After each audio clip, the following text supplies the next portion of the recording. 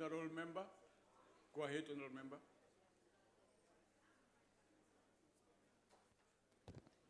Thank you, Speaker.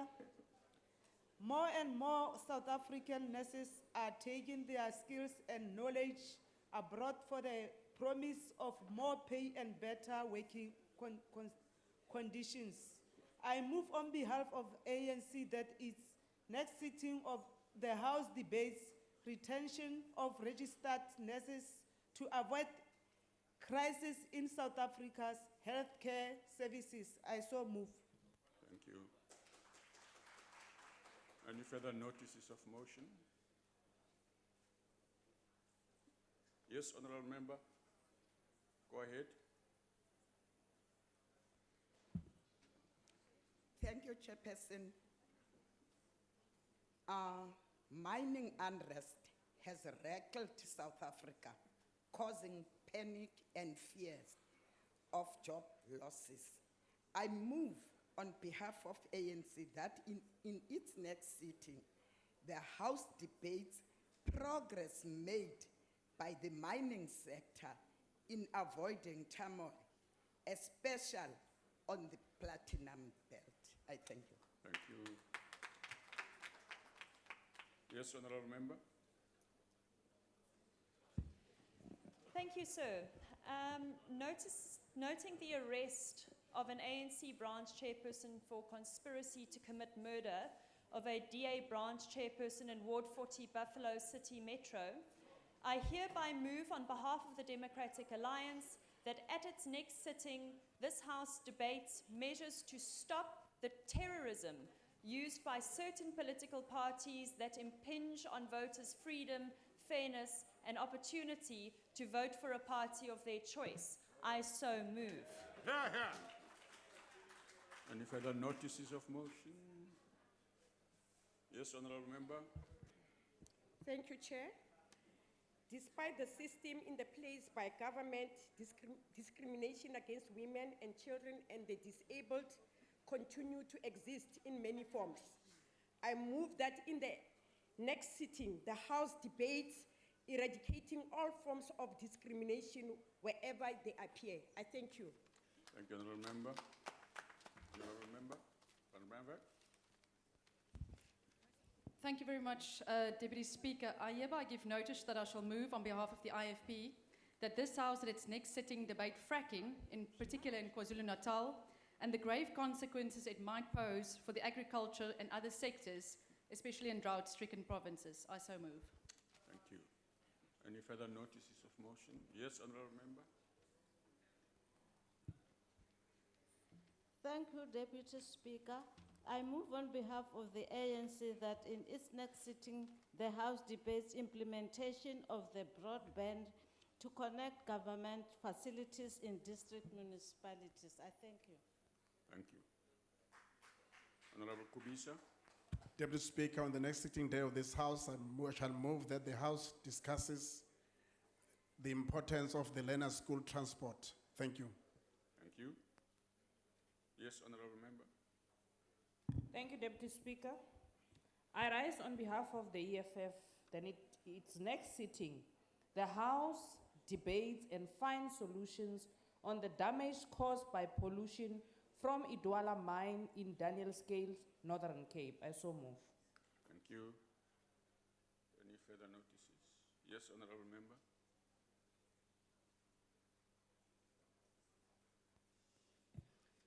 Thank you, Deputy Speaker. I rise on behalf of EFF to move without notice that the House knows that all learners from grade R to grade 12 at Daulume village in Bulobedu have not attended school since schools opened in January 2016.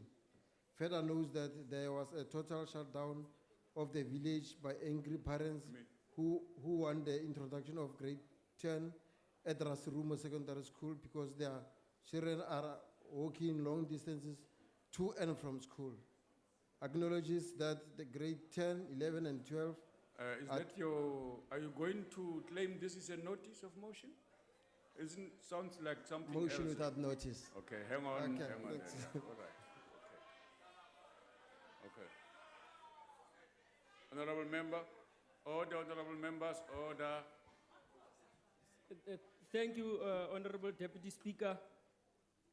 As part of the Back to Basics awareness, I move on behalf of the African National Congress that in the next sitting, the House debates promotion of community engagements to enable communities to provide feedback. I so move. Thank you, Honorable Deputy Chair. Thank you. Honorable members. Yes, Honorable Kgosi. Thank you, Deputy Speaker. I move on behalf of the economic freedom fighters that in its next sitting, the House debates and finds solution on proper compensation of asbestosis victims in the Northern Cape and Northwest provinces. I so move. Thank you. Honorable members, let's move to motions without notice. Are there any motions without notice? Yes, Honorable Singh. Thank you, Honorable Deputy Speaker.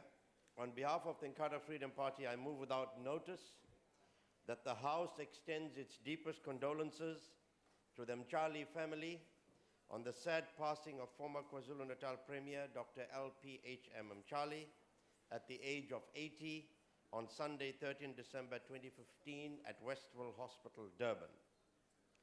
Further notes that Dr. Mchali served as a national minister in former President Thabo Mbeki's cabinet, and he continued to serve as a member of the KwaZulu-Natal legislature until his passing. Further notes that his commitment to serving the nation was unwavering and that he will be remembered as a dedicated party leader, a skilled administrator, and an exceptional South African. Acknowledges that his greatest legacy is likely to be his leadership in making antiretroviral medicines available to all clinics across KwaZulu-Natal and compelling the national government to follow suit, and further acknowledges that under his leadership, the IFP joined the Treatment Action Campaign in taking the national government to the Constitutional Court by providing evidence that a government could fairly easily and cost-effectively prevent mother-to-child transmission of HIV and AIDS through the provision of antiretrovirals.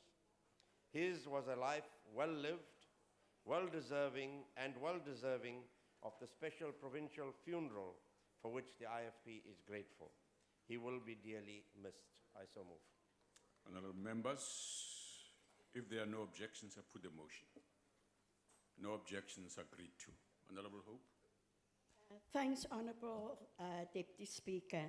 The African National Congress moves without notice that the House, 1, notes that the National Assembly Speaker, Ms. Baleka Mbete, received the Martin Luther King Legacy Award for International Service in Washington, D.C. on Sunday, the 17th January 2016. Further notes that the award recognizes individuals who have demonstrated distinguished leadership and have made contributions that have had a positive impact in the global community. Recalls that in tribute to the legacy of Dr. Martin Luther King, historical work at home and abroad each year, the committee recognizes the distinguished leadership and contributions of individuals who have positively impacted the global community. Acknowledges that the annual international salute of the life and legacy of Martin Luther King Jr. has been held annually since 1992. Further acknowledges that previous recipients of the award include Sheila Sisulu, Kofi Annan, and Ambassador Adefu of Nigeria. Believes that Ms. Mabete is fitting the deserving recipient of this illustrious award. Congratulate Ms. Mabete for being honored with this award, which is named after one of the outstanding leaders of the 20th century. I thank you. If there are no objections, I put the motion. We object, Honorable Speaker. We will not be The celebrating a motion falls speaker that away. abused members of parliament. Yes, Honorable Member. Thank you, Honourable Deputy Speaker. On behalf of the National Freedom Party, I move without notice that this Honourable House notes that Africa's first solar-powered airport will be launched in George tomorrow, Friday, the 26th of February. And also notes, if the project is successful, the George Airport will be the first airport in South Africa to meet its entire energy need from solar-generated electricity.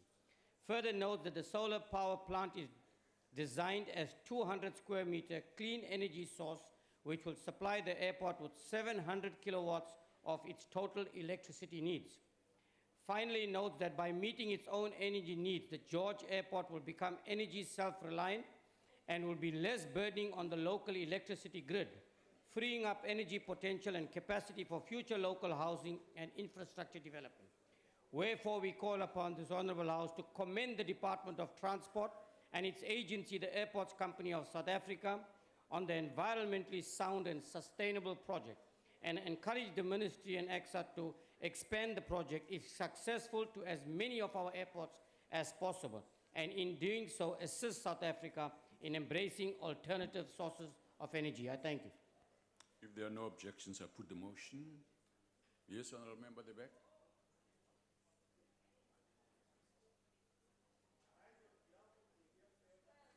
I'm assuming that there's no objection and this is agreed to. All right, thank you.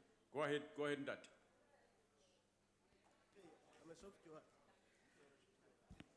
Arise on behalf of the EFF to move a motion without notice in Northwest Ventersdorp Local Municipality in Ward 6, and our Councillor Velapin Kangase, Mrs. Elizabeth Suzanne Letzi, who is 60 years old with 5 children. Between June and July, her housing subsidy was approved. Accordingly, received the building material for the construction of the RDP house as a deserving beneficiary. Before construction, her subsidy was discovered that it is linked to 2 addresses. In other words, one subsidy is linked to 2 beneficiaries. Her construction material has since been taken from her to build the RDP house for another beneficiary. It is clear that these 2 beneficiaries were deliberately linked to one subsidy, deliberate in order to corruptly deprive the rightful beneficiary and give the subsidy someone who's not the rightful beneficiary. On inquiry, she was told to reapply whilst her subsidy has already been used. This is gross corruption our people are subjected to in Northwest Ventersdorp, Ward 6, under Councillor Velapin Kangase. I so move. If there are no objection, I put the motion. The ANC objects. Thank you. Honourable Carter. Thank you, Deputy Speaker.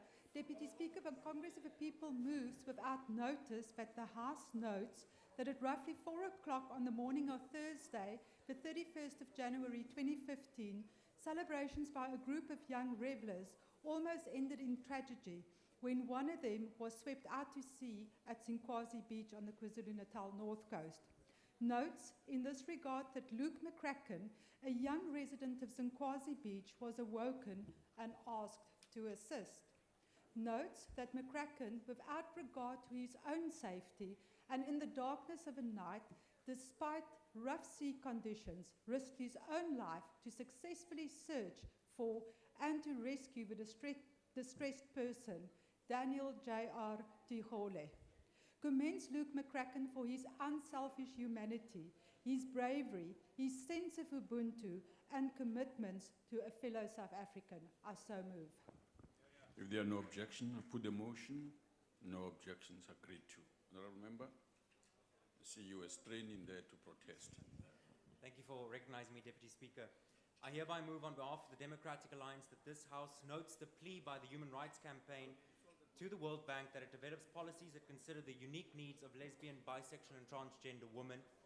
Further notes that the call is motivated by the fact that strategies to curb violence against women too often exclude the experiences of these women, and the Human Rights Campaign's 16 Days of Activism to End Violence Against Women campaign that highlighted the disproportionate violence and discrimination against these women. Also notes that a recent UN human rights report noted that LGBT people are at a disturbingly elevated risk of homicidal violence, and that factors such as poverty or belonging to a racial minority exacerbated the incidence of and rates of violence experienced. Finally, notes that deprived of family support, social recognition, education, and employment opportunities, many LGBT individuals often end up socially marginalized, and this persistent exclusion has heavy costs for lesbian, bisexual, and transgender women in particular, with, for example, 7.6% of lesbian couples in the United States alone living in poverty compared to 5.7% of married different-sex couples. And 1/3 of lesbian couples without a high school diploma were in poverty compared to 18.8% of different-sex couples.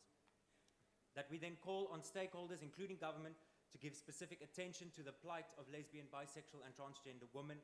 Further, then call on government to develop policies that consider the unique needs of lesbian, bisexual, and transgender women.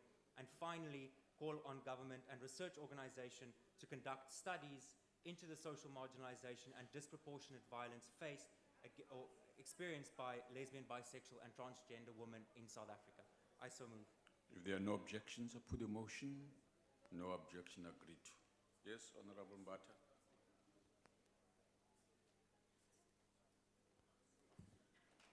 Ngiyabonga somlomo.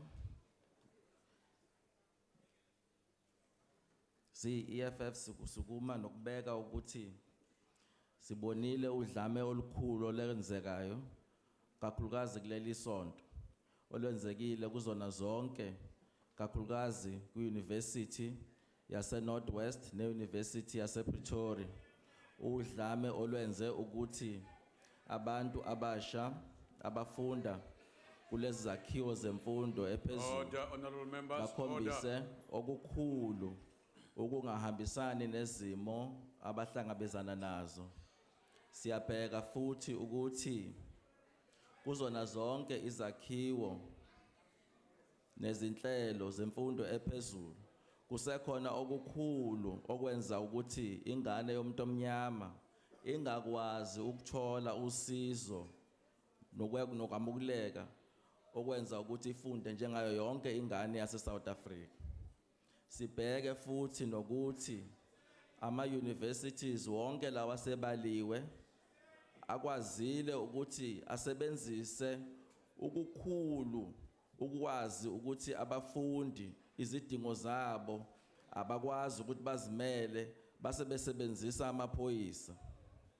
Ukusetshenziswa kwamaphoyisa kwizakhiwo zemfundo ephezulu kukhombisa kahle ukuthi ubuholi kulezakhiwo abukho. Esikushoyo ke ukuthi akubhekwe ukuthi yini ophethe ezemfundo eziphezulu. uDr. Blade Nzimande athi lolu dlame ludalwa ilabo abangamahlongandlebe. Udlame ludalwa ubuphofu. Ludalwa ungakwazi ukufunda ngendlela ekhona yamkelile eSouth Africa. Kubhekeke futhi nokuthi ngabe ngempela abanye balabo professor baphethe ama-university njengoprofessor Jansen kumele yini ukuthi baphathe lama-university njengoba beyingxenye yabantu abasupporta abelungu nempilo zabelungu abanandaba nempilo yomuntu omnyama. Siyaphakamisa ukuthi uma umuntu ezophatha i-university emnyama akeke kubhekwe ngempela ukuthi unaso yini isithunzi sokumela nokudefenda umuntu omnyama. Ngiyaphakamisa. If there are no objections, I put the motion. Siyasichitha isicelo somlomo. Okay, motion falls away. Yes. Pat, Honorable Member.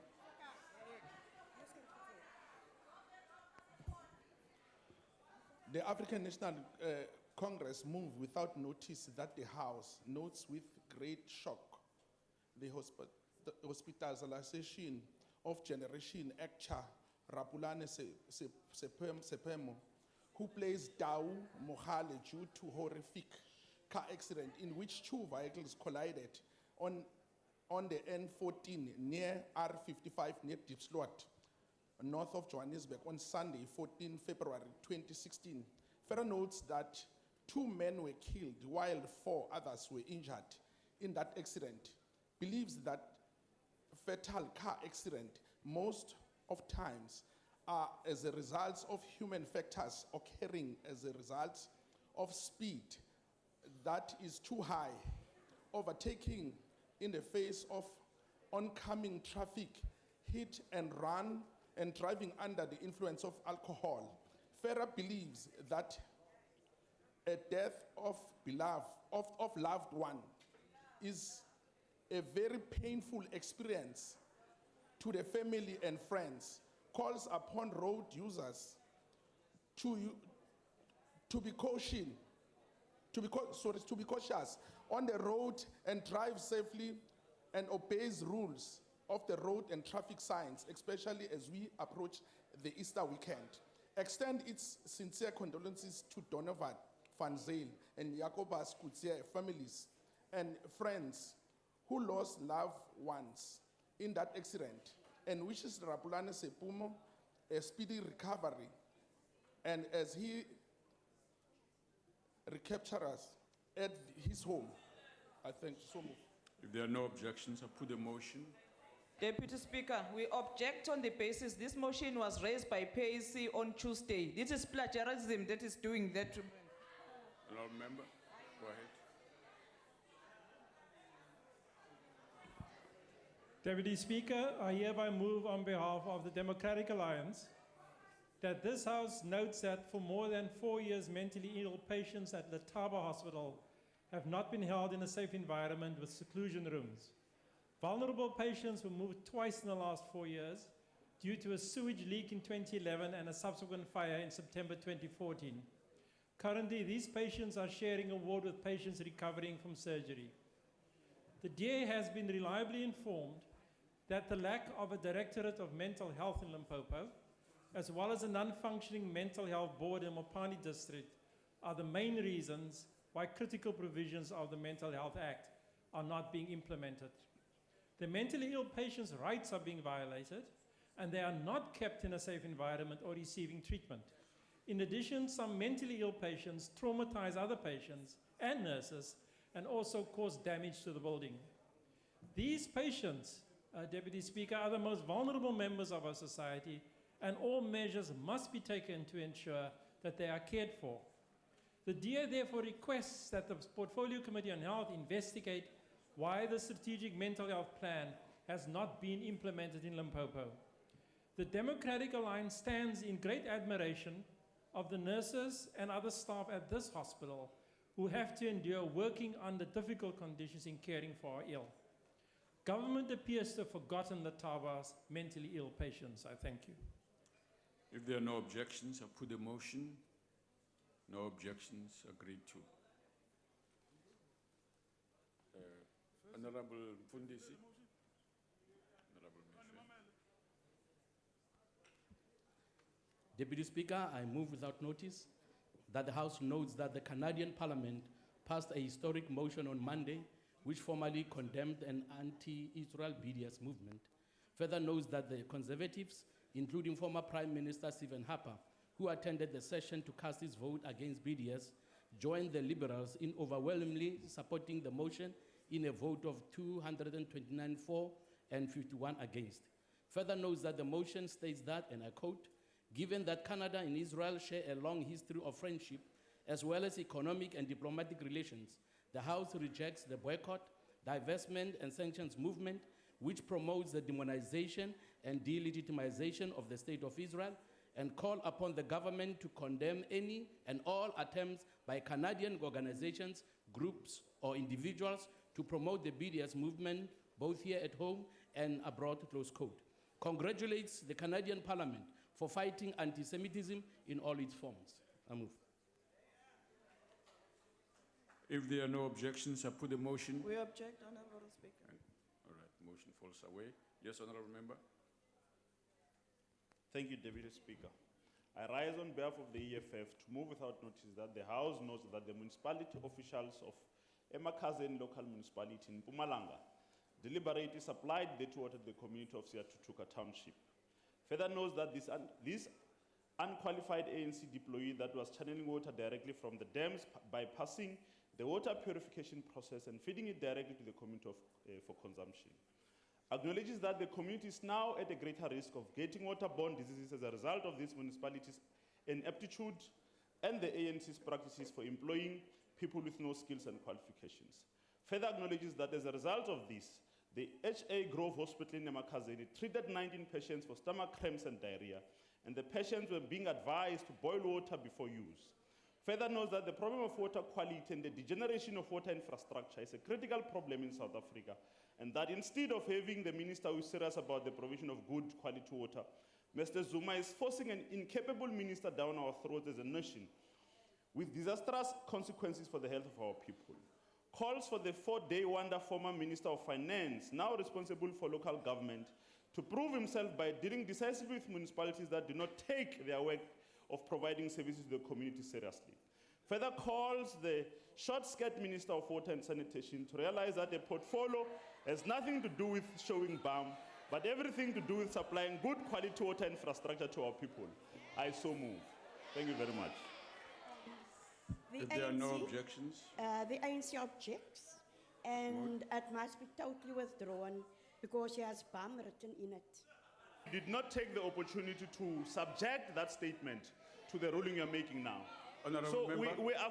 it's a Honourable- precedence Honourable that was Speaker. said No. by an honourable minister, No, and we're Honourable just continuing to repeat what was said by a No, minister in this no, house. two We're not wrongs saying don't- anything new. no, no. We are not Honourable- saying anything new.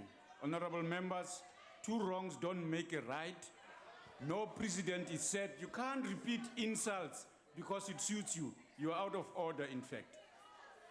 Deputy Speaker. Yes, Honourable Member. Deputy Speaker, on a point of order, because the ruling made by the Speaker in the last sitting was that, in fact, you can say what you like, whether it's unparliamentary or not, and if the motion falls away, it's irrelevant. You don't have to withdraw anything.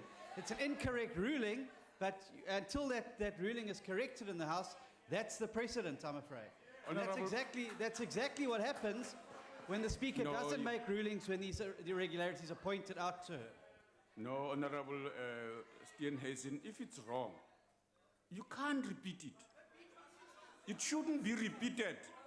And no, let me explain this. Honorable members, it is appropriate that you understand that the language used in the House must be decent language.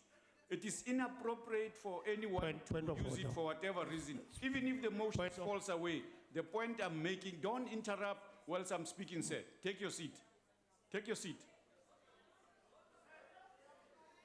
Because if you do so, you are simply exacerbating a problem you yourself acknowledge is wrong. You only do it because you assume it's been done before. That's unacceptable, and we will not accept it. If there are any objections, sorry. Honourable Deputy yes? Speaker. Yes, Honourable Member. Speaker, you noted me first. I'll give you a chance, Honourable Member. I said take your seat because you were interrupting me. That's what I said. So take your seat, I'll allow you to speak. Yes, Honourable Member. Chief Whip. Honourable Deputy Speaker, the Constitution does not allow anybody to be discriminated on account of the dress or the color or the language or the religion. Therefore, that motion does not only fall off, but it must be expunged from the records of the House. Yes, Honourable Member. Ntate motsamaisa kgotla ke bona tota gore o tlhakane tlhogo le seme segolo sa ANC le sona se tlhakane tlhogo moletsa o re o fetisang fa re quota se me mokonyane a neng a se bua. Don't even begin to go back there. I ruled that you can't repeat anything said here that is offensive. No matter who said it. Offensive. Dula fatshe ntate. Dula fatshe. Mme o rile o tla thibela o tla thusa president le ka dibuka. Dula fatshe. O rialo. Dula fatshe ntate. Deputy Speaker, I think there's no, you can't speak before you're order. given an opportunity to Okay, speak. Take your seat. Honourable Member, you won't speak. Take your seat. Yes, Honourable Member at the back. Yes. Thank you, Honourable Speaker. I just want to check with you, Honourable Speaker. If we're not going to use the word BAM, which other word can we use in that regard? Which is the parliamentary word for the word BAM? Because BAM a correct word to use? I mean, which word can we not use? Honorable members, I'm warning you that you are repeating offensive language. You have been told it's unparliamentary, and I'm asking you to withdraw that. Honorable Speaker, but I'm putting to you, sorry, Deputy Speaker.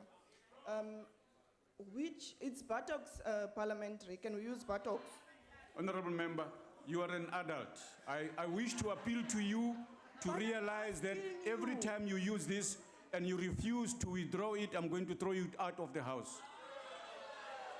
Yes, honorable members, you are out of order. I'm saying that you must withdraw it, honorable member. Please do that.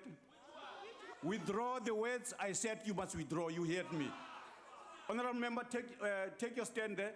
Take your stand there. And you withdraw the words you used. You know them. Which one? I'm not going to repeat that language. You repeat them. You withdraw the words, honorable member. Okay, bam. I withdraw bam. I use buttocks. Honorable member, withdraw that language, please. Which one should I use? Withdraw the language you are using even now. Both of them. You withdraw both words in the meeting here. Which word should I use? No, I withdraw. But I want you to come back to me. Which word should I use? Take your seat. Take your seat, you withdrawn. Take your seat, honorable member. Yes, honorable member, let's proceed with the business of the House. Thank you, Deputy Chair. That's better. I hereby move on behalf of the Democratic Alliance that this House note that on the 19th of February 2016, an ANC councillor as well as another member of the community were arrested in connection with the illegal sale of housing stands in Imbalentle in the Governmental municipality in Mpumalanga. Acknowledge that for too long, the rights of our communities have been violated as the result of corruption, which affects the poor and the vulnerable the most. Commend the actions of the Hawks and the Secunda Crime Intelligence, which resulted in these arrests. Call on the Minister of Human Settlements to strengthen the oversight role of her department in the provision of housing opportunities through the careful monitoring and implementation of credible waiting lists so as to curb this unacceptable corruption. I so move. If there are no objections, I put the motion. The ANC objects to this one. Thank you. Motion falls away. Honorable Minister of Defense, you wanted to say something?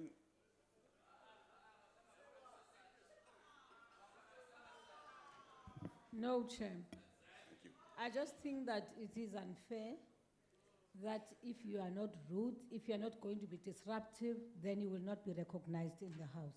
I don't have to be disruptive and stand even before you pointed me and allowed me to speak or not, for me to be recognized in the House. I had my hand up right from the beginning, because one of the things I wanted to correct is the fact that the matter which the Honorable across there raised was a matter, in fact, which had not arisen here in the House. Whoever mentioned the word that he is referring to was a matter which was brought into the House, but in fact, which was never raised in the matter by the minister concerned. So it is incorrect to even suggest that they will not repeat a wrong by saying a wrong of that sort which was said in this House. I think it is incorrect, and I really believe, honestly, with all sincerity, that the honorable member should withdraw. We can't use this kind of language in Parliament, in the National Assembly, and behave as though we are kindergarten kids. Thank you. That which you have said. That which you have said. Honorable members, Honorable Minister, thank you very much. She has actually withdrawn. It's okay. I don't think we can continue to deal with people who are as rude as the ones who are sitting Thank you, Honorable Minister. and call them honorable members, Thank you, because Honorable they are Minister. not honorable. Thank you. Honorable members, please, let's be orderly now. Let's be orderly. Honorable Kubisa? No, Honorable Kubisa, please take your seat. I think I have been unfair. There's a member at the back there that I've been ignoring. Yes, go ahead, Honorable Member. You'll get a chance, Honorable Member. Kyalewa, Deputy Speaker. I rise on behalf of EFF to move without notice that the House knows that all learners from grade R to grade 12 at Daulume village in Bolobedu under Greater Altoa municipality have not attended school since schools opened in January 2016. Further knows that there was a total shutdown of the village by angry parents who want the introduction of grade 10 at Rasirumo Secondary School because their children are walking long distances to and from school. Acknowledges that grade 10, 11, and 12 attend school at Rama Secondary School and Mbapata Secondary School, which are very far from Daulume village.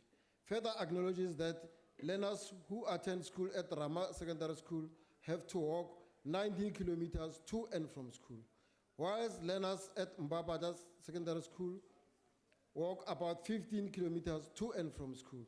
Further knows that one parent, Mutlazo Emily Masitla, said that her daughter, Jigeleji Machete, a 16-year-old grade 10 learner at Rama Secondary School, was nearly raped last year while walking from school. Further acknowledges that Rasirumo Secondary School started having a grade 8 in 2014, and grade 9 was introduced in 2015 with only 3 educators. Knows that the school has 10 classrooms and only 2 are utilized. 8 of them are now just white elephants. Calls the Minister of Basic Education to intervene and save our children from the dangers of having the walk long distances to and from school. I so move. If there are no objections, I put the motion. No objections, agreed to. Honorable Kgosi, sorry. Deputy Speaker, on behalf of the NFP. Sorry, Honorable Mutsecha. How? I come from that area. It's my constituency. What are you raising on, Honorable Member? I object. I object. Okay. Honorable Kgosi.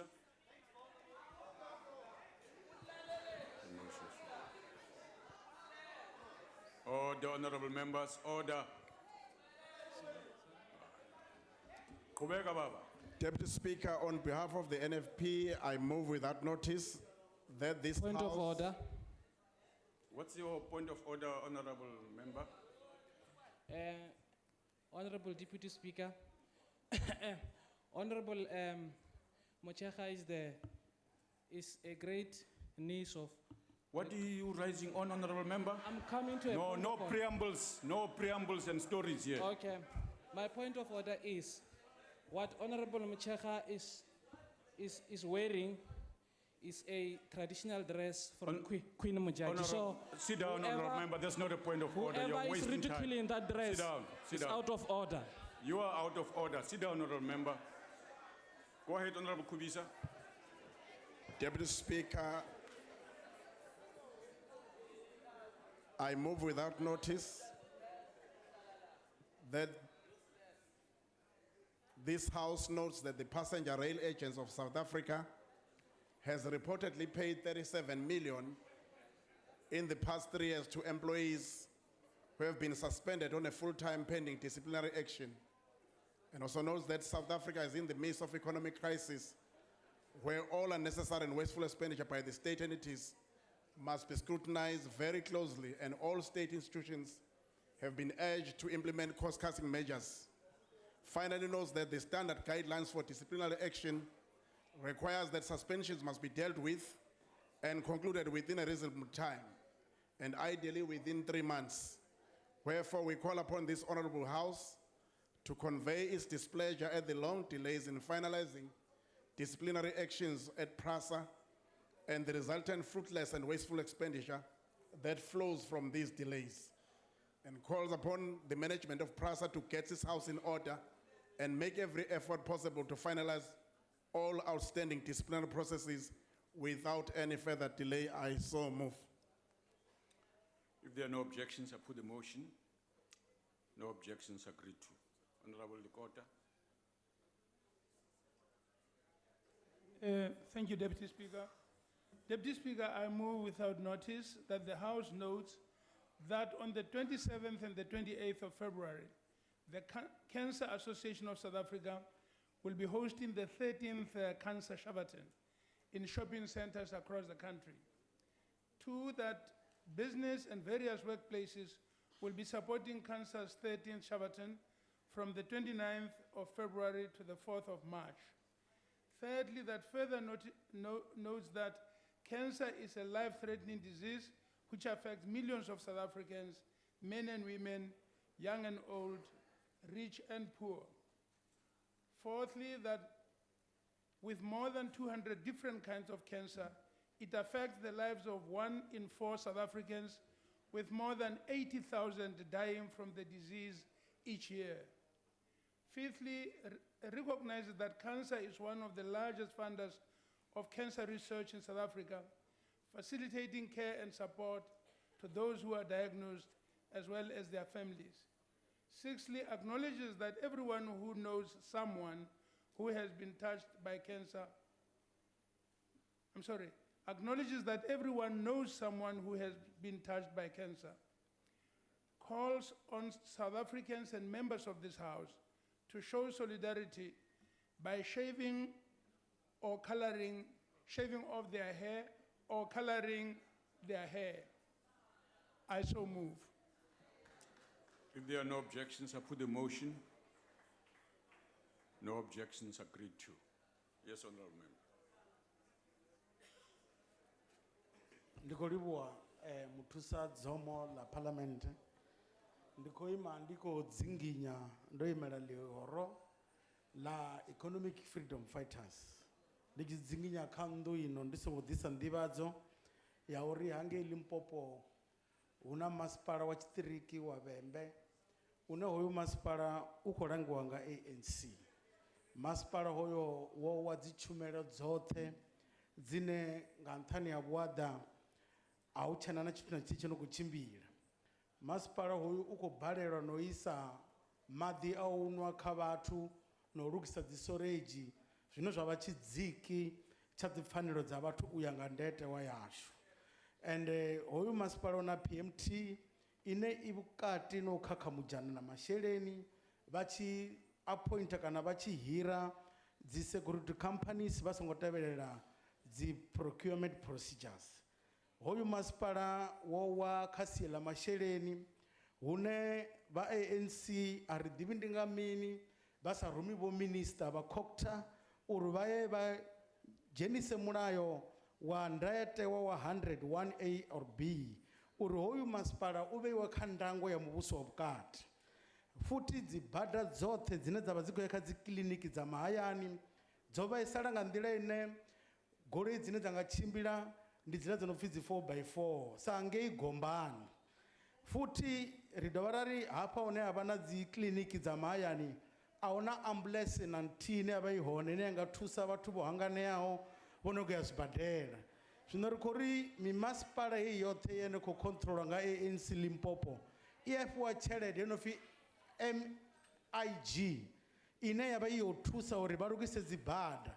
Hedzo dzi tshelede a dzi khou shuma hezwo. Zwino ri khou humbela uri vha Department ya Treasury vha sedzuluse masheleni a MIG uri a khou lugisana zwe a rumelwa zwone. No humbela futhi mupresidente uri vha sedzuluse uri Special Investigation Unit tshe vha tshi rumela ngei Vhembe tshi khou ita mini ngori ndi ṅwaha wa vhuraru zwino ri sa pfhi dzi mvelelo vha khou balelwa no badela vhashumi ṅwedzi wo fhela.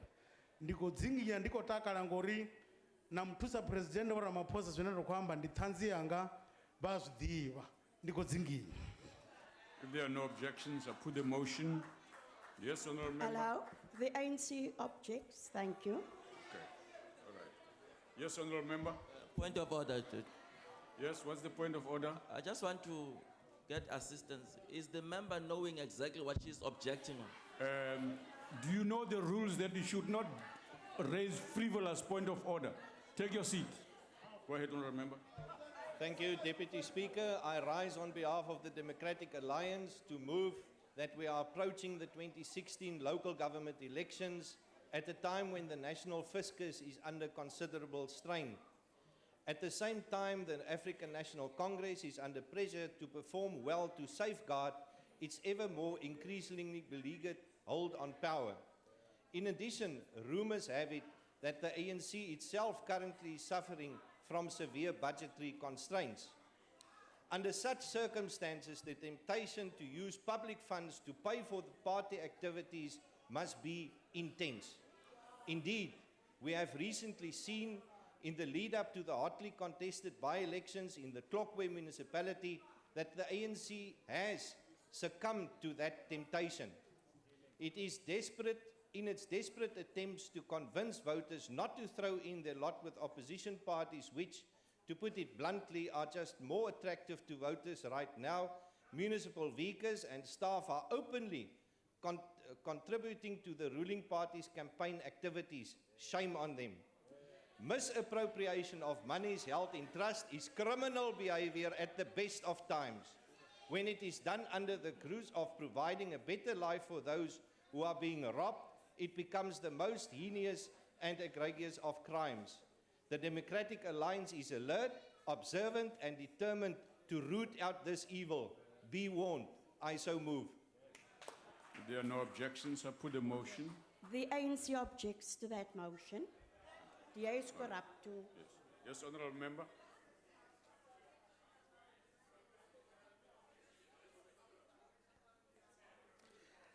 I rise on behalf of the EFF to move without notice that the House notes that 28th of February will mark 38 years since the death of a towering figure of our national liberation movement, Robert Sobukwe, the former president of the PAC.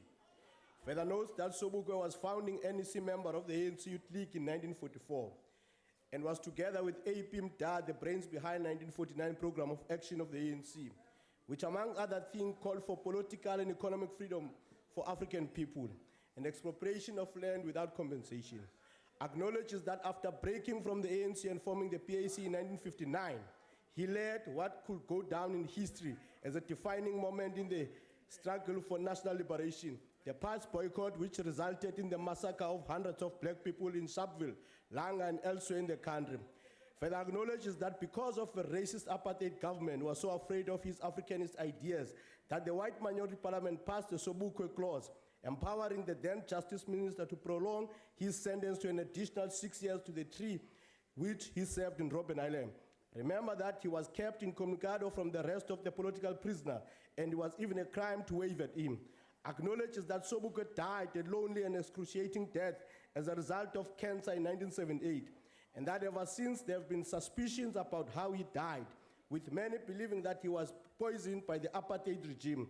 Calls on all prosecuting authority to investigate on how and who was responsible for Sobukwe's death. Further acknowledges that his legacy remains incomplete until all land has been restored to the indigenous South Africans who have seen the greatest crimes against humanity, genocide, colonization, and apartheid. Call upon government to make available his audio material and all his writing. Call upon the university community and government to rename Fort Hare University after Robert Mangaliso Sobukwe. I so move. Thank you. If there are no objections, I put the motion.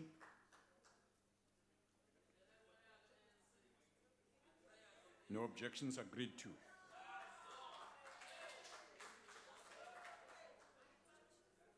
Honorable members, we now move to the next item on the order paper, member statements. Does any member of the ANC wish to make a statement? Go ahead, honorable member. Go ahead, honorable member. We are now on to statements, honorable members.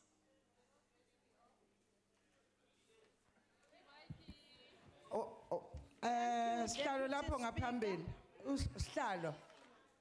Sihlalo. Kwenzenjani mina? Ngiyakubuza kamnandi uqondene noma qondana manje isigege nesinene.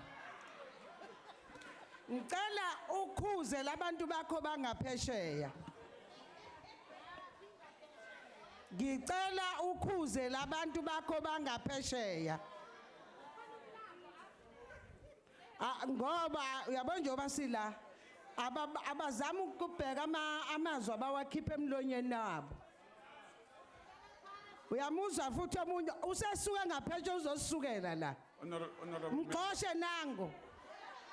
Honorable member, I'm not hearing what you are saying in the first place. You are not saying anything so far. So please take your seat. Lalela ke into engibona ukuthi kufanele niyenze manje lapho ngaphambili. Naningeke nisifunze ngama dictionary o English namaZulu. Manje na ke ngicela nibe nayo ezothi mangikhuluma la uzuthi ngiqonda ukuthini. Honorable member, you have not said what you are saying. I must warn them about what awungihloniphi mawusho njalo uthi awungizwa. Madam, ngiyakuhlonipha okokuqala ukhuluma ungakhonjwanga. Hayi. Okokuqala nje, asiqale lapha. Abantu bakho baqala inkulumo la. Honorable Khawula, okokuqala nje sokufanele ukuthi wazi ukuthi akwazi uma nje bose uyakhuluma okuthanda kwakho. Ngibone ngabantu bakho Ufanele kuqala. ulinde madam, ufanele ulinde sikhombe ukukhuluma lokho okukhulumayo. Kade ngikhomba ungiphamisa ungangikhombi. Hlala phansi ke ma. Uzongikhomba manje. Hlala phansi madam. Ngikunikeza ithuba ukuthi ukhulume. Ngicela emva kwamanje nginikeza ithuba mfuna ukukhuluma. Hlala phansi mem. Khathalele abantu bakho. Hlala phansi mem. Baqondene noma aqondane isigege Honorable members, nesinene. order in the house. Hlala phansi madam. Honorable Deputy Speaker. Honorable Deputy Speaker. Honorable Khawula. Honorable, sorry. Yes, honorable member. Ngokukhulu ukuhlonipha. Yebo. Bengiphakamisa ukubili ngohloniphekileyo lihoxise legama lesigaba lesinene. Ngokwesizulu into ejiyileyo le nethokoza.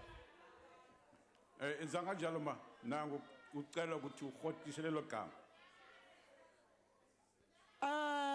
Eqinisweni isiZulu asitolikwa. Ungahamba lalela. Ungahamba uyoshona kuthi isiZulu asitolikwa. Angikwazi abona intamba isiZulu asitolikwa. Ungahamba uyoshona anywhere.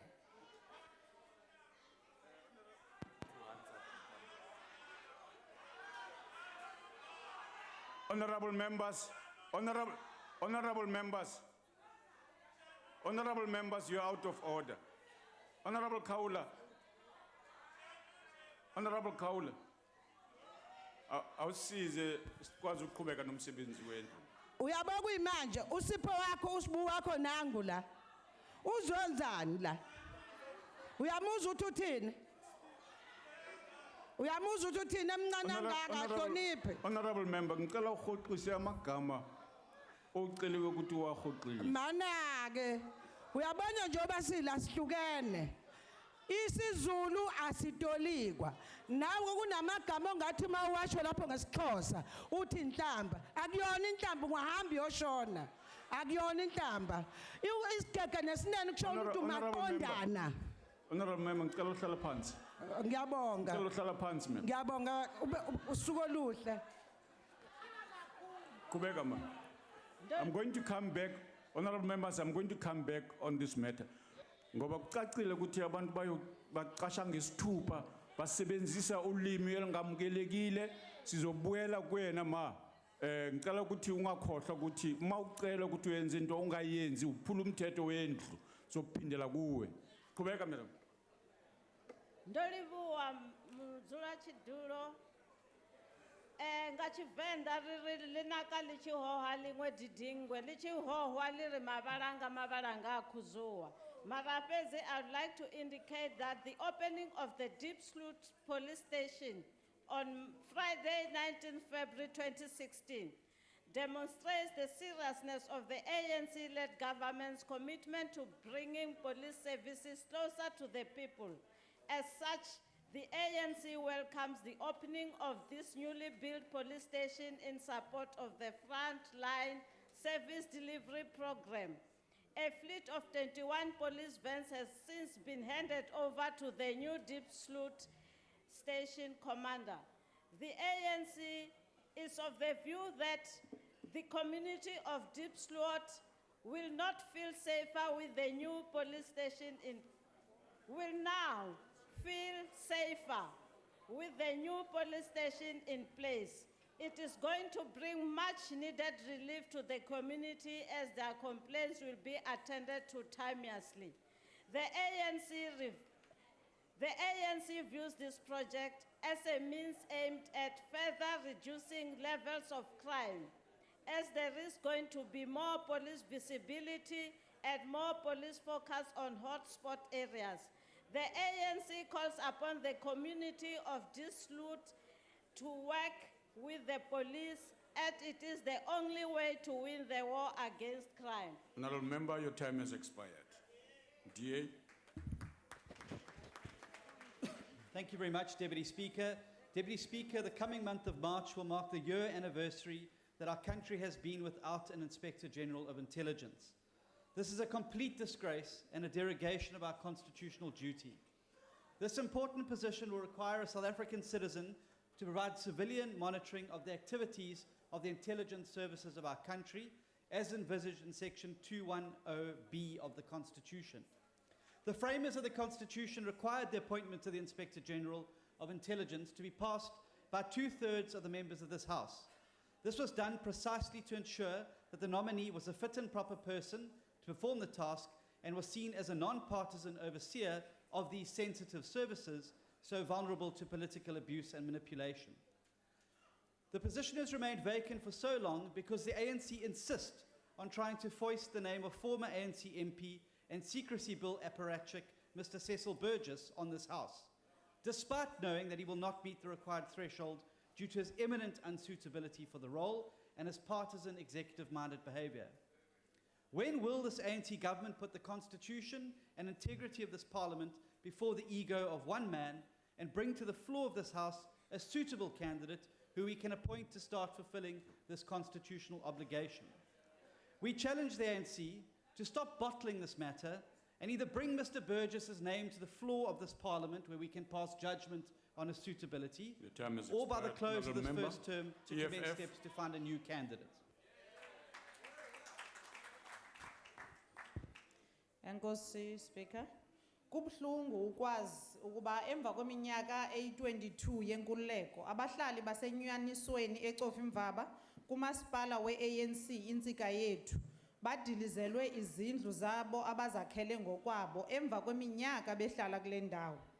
Umyalelo wokuhlukunyezwa bakhutshwe kwezi zindlu bedilizelwa zona ukhutshwe yimeya nemanager kamasipala besazi kakuhle ukuba ayikho semthethweni into yokususwa kwabantu sele behleli ngaphezulu kweentsuku ezimbini endaweni. Akhange kuphelele apho abantu bathunyelwe ngamapolisa ukuba bahlukunyezwe nge-rubber bullets xa bebefuna ukwazi imbangi yalo mbhodama. Abantu basenyanisweni abanakutya, abanamanzi, abanamayeza, abantwana abanancwadi nazimpahla zokuya esikolweni. Yaye i-ANC ayikhathali ngabo. Minister weKogta van Rooyen, sifuna ukwazi ukuba uthini ngabantu, uyaziva na izililo zabantu abahluphekileyo okanye uva ezezityebi zona zibhatala izizumbulu zemali kwingxowa ye-ANC. Sele kuyiveki abantu bengatyi kodwa zange waya kubo. Baya kuyinikwa nini na imaterial yokwakha izindlu zabo kuba badilizelwe ngokungekho semthethweni. Minister, abantu bafuna impendulo. Enkosi. ANC. Thank you, Honorable Deputy Speaker. The ANC wishes to express anger and shock at the murder of its councillor in Freedom Park, Soweto, in south of Johannesburg on Monday night. Councillor Dokowani, the Ward 109 Ward Councillor in Freedom Park, next to Eldorado Park, was gunned down by unknown assailants around 10 p.m. at the gate of his home. While details surrounding his murder are still sketchy at this stage, preliminary indications are that Councillor Dokowani was shot 4 times by unknown attackers. He died on his way to the Baragwana Hospital and he was certified dead on arrival. We are angry at the senseless killing of one of our most dedicated and hard-working councillors in our region of Johannesburg South. Our hearts are with his wife and children. This is a tragic loss for his family, the ANC people of Soweto and Johannesburg. We call on the police to leave no stone unturned to ensure that these killers account for their callous act. We urge members of the community to work hard, hand in hand, with the police to ensure that those responsible are brought to book. We'd also like to express our deepest and most heartfelt condolences to his wife, children, and the entire Dokowani family. We urge ANC members in the Joburg Metro to vote for the party in their numbers to ensure that he did not die in vain. May his soul rest in peace and rise in glory. I thank you. IFP. Thank you very much, Honorable Deputy Speaker. We are confronted with a worrisome situation as institutions across the country are burning. Now is the time when leadership must be provided from everybody who sees themselves as a leader. Or herself. We cannot allow a situation whereby protests become violent and destructive, and we reverse the gains that have been made at opening the doors of learning. It cannot be proper that laboratories and libraries and any other property is being bent in justification for whatever grievance we might have. 2 wrongs do not make a right. And we if we continue in this fashion in the absence of leadership, this problem is going to persist and we're going to find ourselves degenerating into an unprecedented chaos and anarchy. It rests upon the shoulders of all of us in this house and well beyond the walls of this house, whatever organization, whatever position of leadership we occupy, to stand up and reject violence. Whilst concerns are legitimate, violence is not a response which should be accepted by any person. And finger pointing at this point in time will not help. It begins in this house Remember, taking your time has ourselves expired. seriously about the Union. matters affecting students. I thank you. Thank you very much, Honorable Deputy Speaker. Ndixakane nento ke singathi lityala lamawele ukuzama ii-ministers apha kuba i-higher education minister ayikho ne-deputy. I hope iyokwenza le nto ithethwa kanye ngu-Honorable Hlengwa. Sendithetha nawe ke ngokuba bekho. Uyabona, Deputy Speaker, bekhe sabhala incwadi singumbutho sibhala ngakumbi uMinister we-Education ngalunga nale nto yenzeka phana kwi-SEDA. City campus eGauteng le ifundisa abafundi abasuka kumakhaya ahlwempuzekileyo nahluphekileyo bafundisa i-bachelor's degree. Kudala ke lo mcimbi uqhubeka ufumanisa ukuthi lo myinge wabafundi abangama500 awanandawo okufunda kuba kaloku esikolo siyavalwa ngenxa yamatyala akadibene nawo. Kudala sisithi kuminister makaka ngenelele kulo mcimbi sibone ukuthi abafundi bona aba bazifumana bengenandlela ukufumana imfundo ukuthi umcimbi wayo siulungisa njani, while abanye abantu besaxhwithana ukuthi ngubani na ozakwazi ukuthi athenge esisikolo okanye asithenge asenze lo nothanda amfunayo. Siyayicela ukuthi siphenduleke kuba lokhu le nto bango sifumanisa ukuthi azikho zonke iminister apha ufumanisa uba yilanto letyala lamawele kwasasaxhinga kwasasafaka ithwathwa akuzubakho abantu bosiphendula. Siyabulela. ANC.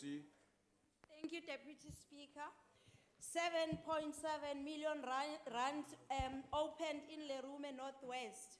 The ANC government is committed to efficiency service delivery and to continue being a responsive government. We therefore wish to encourage residents of Lerume in the Moses Kotane municipality in the Northwest to protect the newly constructed 7.7 million tarred road built by the provincial government as part of the Sitsoko-Sane program initiated by Premier Supra Mahumapelo. The 1.8-kilometer paved internally road was opened on Friday, 19th of February 2016. 25 people were employed during the construction of the road.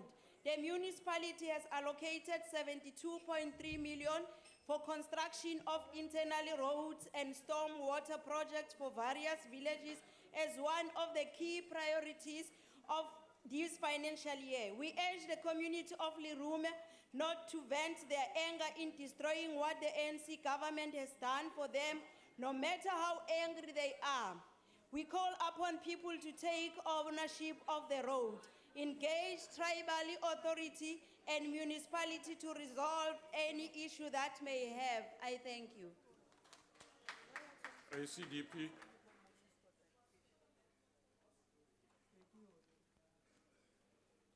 Deputy Speaker, the ACDP strongly condemns the ongoing violence and destruction of property during protests and strikes in our country, particularly at university campuses. While we understand and support the legitimate demands of students, such as free education and proper accommodation, we will never support the use of violence to highlight demands and settle disputes. It is disgraceful for university students to throw sewage in buildings, as happened in the University of Cape Town earlier this week. Sad to say, chemical engineering building is one of several that were targeted by the so-called Pooh Brigade.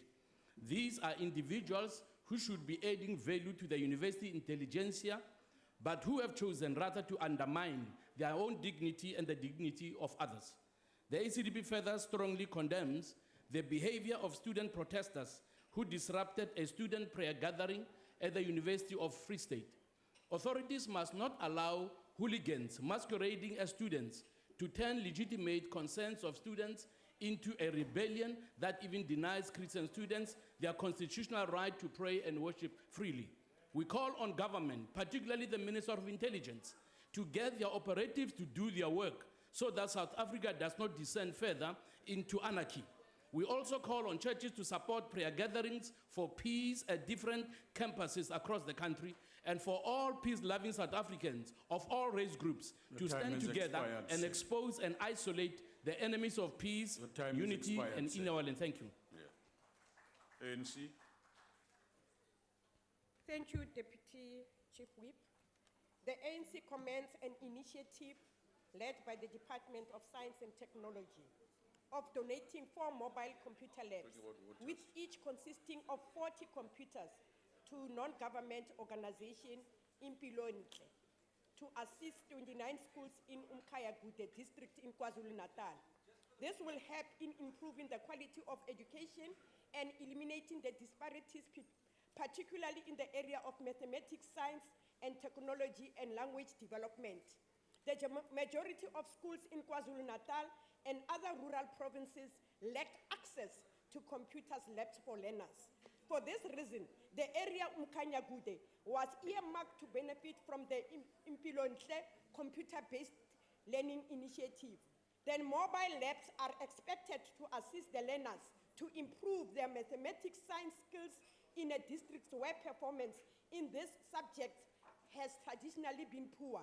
We are confident that with technology and new teaching aids now available will improve in this district of KwaZulu-Natal. I thank you.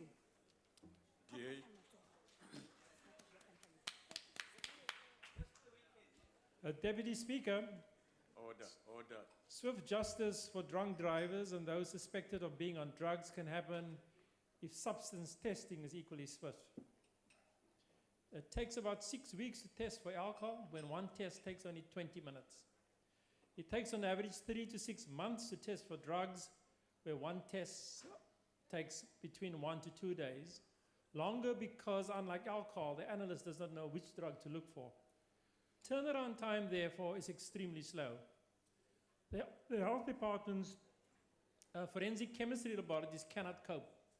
Its Woodstock lab has a backlog of 3,200 cases outstanding, but is only able, with the current staff and technology, to clear 300 a year. The other 3 labs perform similarly. The consequences of this are devastating for families of drivers killed or maimed in accidents. They have to wait 6 months and more for insurance to be settled, and some are impoverished as a result. Health Minister Aaron Matsaleri declared recently that there, and I quote, "there are no medical posts being frozen in this country." But for 2 years, all forensic analyst posts have been, in fact, frozen. Do we need the National Health Insurance to fix this? No, we don't. What we need is to hire more analysts and to buy more machines. I thank you. ANC. Thank you, Deputy Speaker. The ANC, the African National Congress, congratulates the matric class of 2015, the biggest group to sit for the national certificate examination in our country's history. With a record of 799,306 learners writing matric exams last year. Yes, Honourable Member, what are you raising on? Sorry to disturb the Honourable Member, but I rise on a point of order. 2 honourable members, including a deputy minister, walked right across the member when she was delivering a motion. And I think they need to read the rules about doing that. Thank you. And be sent back for reinduction. Honourable members, don't do that again. Thank you for protection. Yeah, go ahead. Among their commendable historical achievements, the class of 2015 recorded, Mamelan, the class of 2015 recorded the highest number of passes, the highest number of distinctions, and as well as the highest number of passes in science.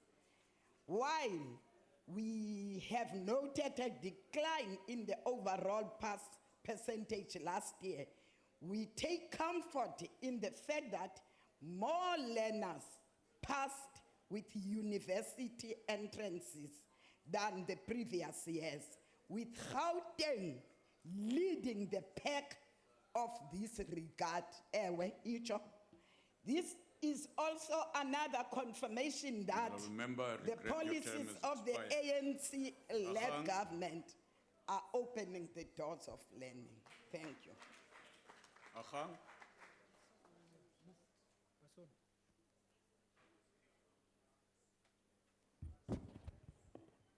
Thank you, Honorable Deputy Speaker.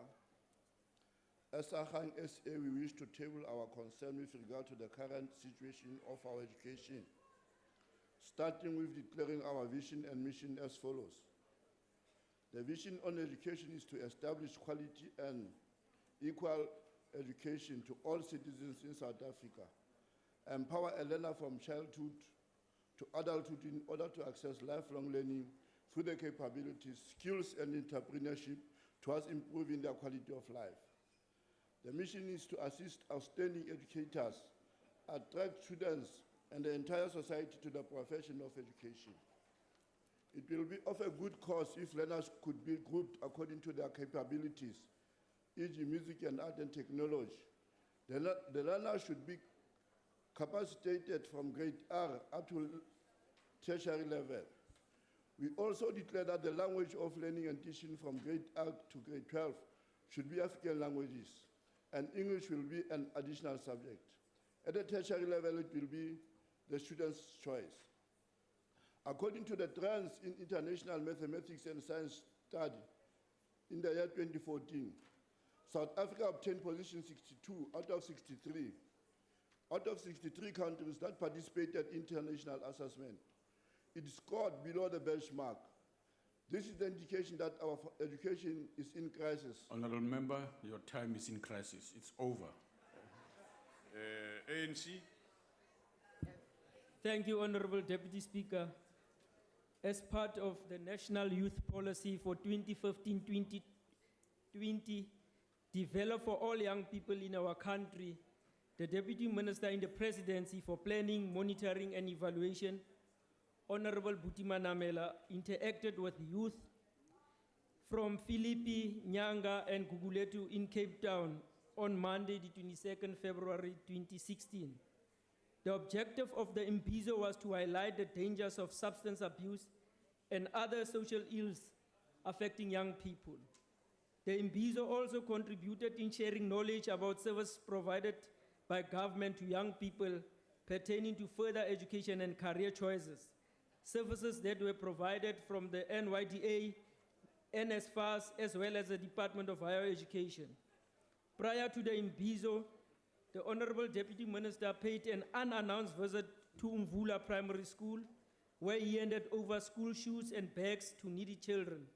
Subsequently, he paid a monitoring visit to the Siyakuyenza Substance Abuse Treatment Center, where he was briefed on challenges relating to shortage of resources, which deterred them from providing the best treatment to young people.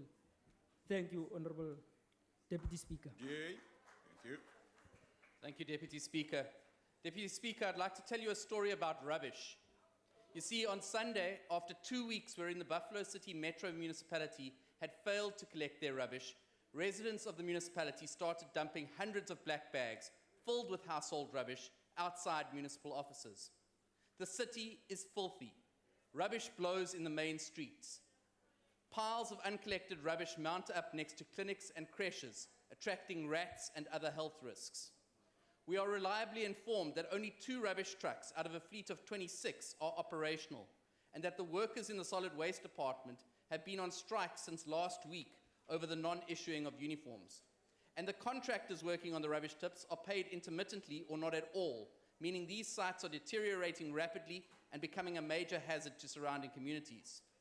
For years, East London has been called slummies, and if you were to visit it today, it would truly live up to its nickname as a smelly, filthy rubbish tip of a city. The sad thing is, this is nothing new, and here I look at Honourable Faku. It is indicative of the lack of care the ANC has for our municipalities and our people. It is time we call an end to this rubbish government and put people in place who who will do the job of cleaning up our municipalities. It is time the DA gets voted in to clean up the ANC's rubbish. ANC. Thank you, Honourable Deputy Speaker. Some good news. The ANC congratulates Ambassador Xavier Karim on his election as chairman of the dispute settlement body of the World Trade Organization, General Council. This is a top WTO position. The General Council is the highest decision-making body of the WTO between ministerial conferences. Ambassador Karim received strong support from the World Trade Organization Africa Group. The existing practice is that the chairperson of the dispute settlement body becomes the chairperson of the General Council the following year. Ambassador Karim's election to this body in the WTO recognizes the important and influential role of South Africa in the WTO, but also reflects the high regard with which Ambassador Karim is heralded. This also underpins the multilateral trading system. I thank you. Members, that concludes member statements. Are there any ministerial responses? Deputy Minister, Basic Education, Social Development, COCTA, Minister DTI, in that order. Oh, Honorable Manamela. Deputy Speaker. Presidency. Deputy Speaker. Yes, Honourable Member. On a point of order, according to the rules, ministers should be given the first preference, then deputy ministers. Thank you. Go ahead, Honourable Member. Sorry? Go ahead, Honourable Member. Thank you very much, Honourable The Deputy Minister is Speaker. here. The Minister is going to speak. There should be no dispute about that. You can go ahead, Honourable Member. Thank you very much, Honourable Chairperson. Honourable Deputy Speaker, I will respond to two of the motions. And firstly, to thank the Honourable Member Passon for raising the importance of the extraordinary achievement last year, where we've had 52,000 more learners who had passed matric than in the past. And what is very interesting about the results last year is 62,000 learners had been progressed. And from amongst them, 22,000 had passed. That is, these learners would otherwise have been unqualified or disqualified from sitting for the examination. The Northwest Province, for example, was able to achieve a pass rate of 59% for progress learners. And indeed, if the progress learners were not taken into the mainframe, the percentage pass would have increased by 4.1%. But we do believe that the wonderful achievement of last year was that learners who have the potential and who were receiving considerable support have the ability to succeed. I turn to the second motion, and that motion speaks about the importance of quality and equity and access. And indeed, we can celebrate the fact that 92% of every learner who has not been to school has had at least 1 year of preschool learning. That contributes very significantly to the quality of education. With regard to equity, what we can celebrate is last year, quintiles 1, 2, and 3, the poorest schools, had outdone quintiles 4 and 5 in terms of achieving distinctions. Slowly but surely, we are bridging the gap or narrowing the gap between the formal, historically advantaged schools and the poorer schools. And that says a lot about our commitment to quality education and access. I thank you, Honourable Deputy Speaker. Social Development. Honourable Bukhupanizu. Thank you very much, Deputy Speaker. On the issue of drugs, I thought it was important that we thank the Honourable Member for raising the motion, but to also indicate that the President has established an inter-ministerial committee to actually look at everything relating to abuse of alcohol and illicit substances, which includes drugs. But to also say that it's important for all of us in the House to know that South Africa has a challenge of designer drugs, which are difficult to cure because nobody knows what the concoction is. Therefore, it would not really be fair to think that once we have the machines, the employees, we will be able to deal with the issue of drugs. That together, it's important that we actually ensure that our young people and South Africans at large don't even start to engage in drugs at all. And together we must move the message that says prevention is better than cure. Because our challenge of drugs, it's huge, and it's designer drugs that are not used anywhere in the world, which are concocted in our own kitchens. Thank you very much, Deputy Speaker. Thank you, Honorable Mapela from Cocta. Thank you, Deputy Speaker. I'll respond to 3 questions that were raised in the House. Member statements. Number 1 is the condemn the killing of councillors and then pay our condolences to the councillor Togolwane and then his family from Freedom Park in Johannesburg, and call on the community and the people as a whole that killing, it's not the way to go, and or settling of whatever differences that we have. And we hope therefore that does not become an occurrence now and then when people have differences to see councillors being killed. On the issue of raised by the EFF member here around Nyanisweni in the Eastern Cape, around the evictions that took place, one will have to investigate the circumstances and the reasons. As we know that the ANC is a caring government, will not just willy-nilly evict people anyway, anyhow. However, there might be circumstances that might be there, and sometimes some of the circumstances, the invasion that are illegal, that you may find that are being encouraged by certain people. But once we have investigated the matter, we'll then respond to it in accordance. The last one is around the Buffalo seat. The honorable member states clearly that there is a strike going on. That is why the city is filthy. We just want to say to the people of Buffalo, we have been inconvenienced by labor withdrawal, and those things do happen from time to time.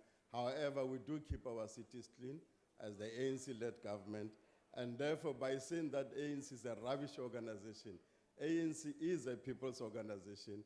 By referring it as a rubbish organization, it means the people who are voting for the ANC are rubbish.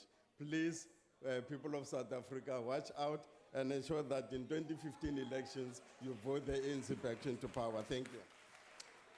Honorable Minister. Deputy Speaker, the election of Ambassador Karim in the WTO that was referred to by the Honourable Fubs is indeed something that's very important for us to recognize and to celebrate.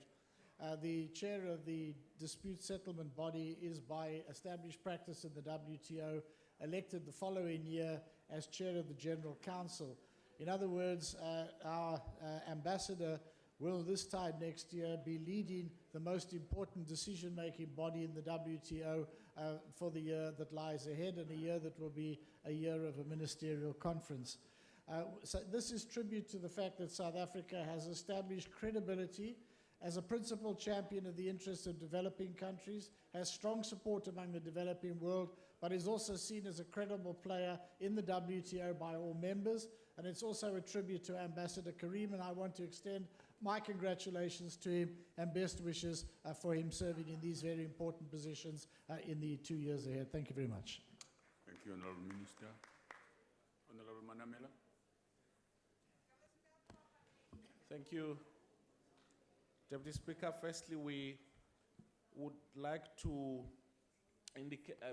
appreciate the motion around the imbizo which we had on Monday in Crossroads. And just to indicate that part of that imbizo was to deal with frontline service delivery and monitoring, where we went to Mvula Primary School and also to Sivukile Center. And there were challenges which were raised, particularly at the school, issues around overcrowding, issues around textbooks. All of those issues, we will be raising them with the relevant authorities in the provincial education department so that they get to follow up, including infrastructure development, and also to emphasize that the fight against drugs and substance abuse, as indicated by the Deputy Minister of Social Development, was one of the key messages which we believe is what we need to engage young people on. We also want to agree with Honorable Meshwe and Honorable Hlengwa that we should collectively condemn the banning of campuses during protest. We do not think that banning property when we have issues to raise is the solution, and also the question of violence as raised, and that this government would obviously be ensuring that we deal with those issues. But also want to call on campus management, vice chancellors, to ensure that they deal with challenges that students raise in an open and democratic fashion, and in the same vein call on students to desist from the temptation of resorting to violence. Thank you. Thank you very much, Honorable Minister. That concludes ministerial responses. The Secretary will read the first order. Consideration of request for approval by Parliament of International Convention on Liability and Compensation for Damage in connection with hazardous and noxious substances by sea, 2010, HNS Convention, in terms of Section 231, Sub 2 of Constitution. Are there any objections to the approval by Parliament of International Convention on Liability and Compensation for damage in connection with hazardous noxious substances by sea, 2010, as it appears in the order paper? Yes, Honourable Member. Yes, the EFF is objecting, and they want to make a declaration. If there are objections, I now put the question. Those in favor will say aye. Those against, no. I think the ayes have it. If there is any, let me see.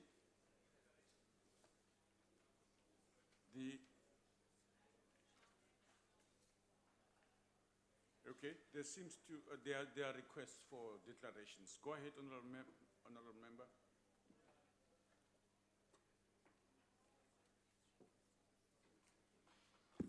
No, thanks, Deputy Speaker. The EFF rejects the request because of this HNS Convention was adopted in 1996 to make it possible for up to $250 million to be paid out in compensation to the victim of accident involving HNS, such as chemicals. The convention introduced strict liability for the ship owners and a system of compulsory insurance and insurance certificate. A lack of rectification meant that the 1996 convention was failing to come into force, and as a result, a protocol was developed to address practical programs that had prevented many states from ratifying the original convention, hence the 2010 version. But we reject this because the South African has no capacity to enforce these protocols. Already, our oceans are a dumping ground for the toxic chemicals and a waste from the more developed countries. We have no capacity to even deal without our own companies that dump toxic chemical to the oceans and our ecosystem. This protocol and convention, important as they are, require a capable state that is able to define its vision and implement it without fear of bringing large companies to account. We therefore, as EFF, object the approval of this convention. I thank you. Thank you. Any other body wants to do declaration? Nobody.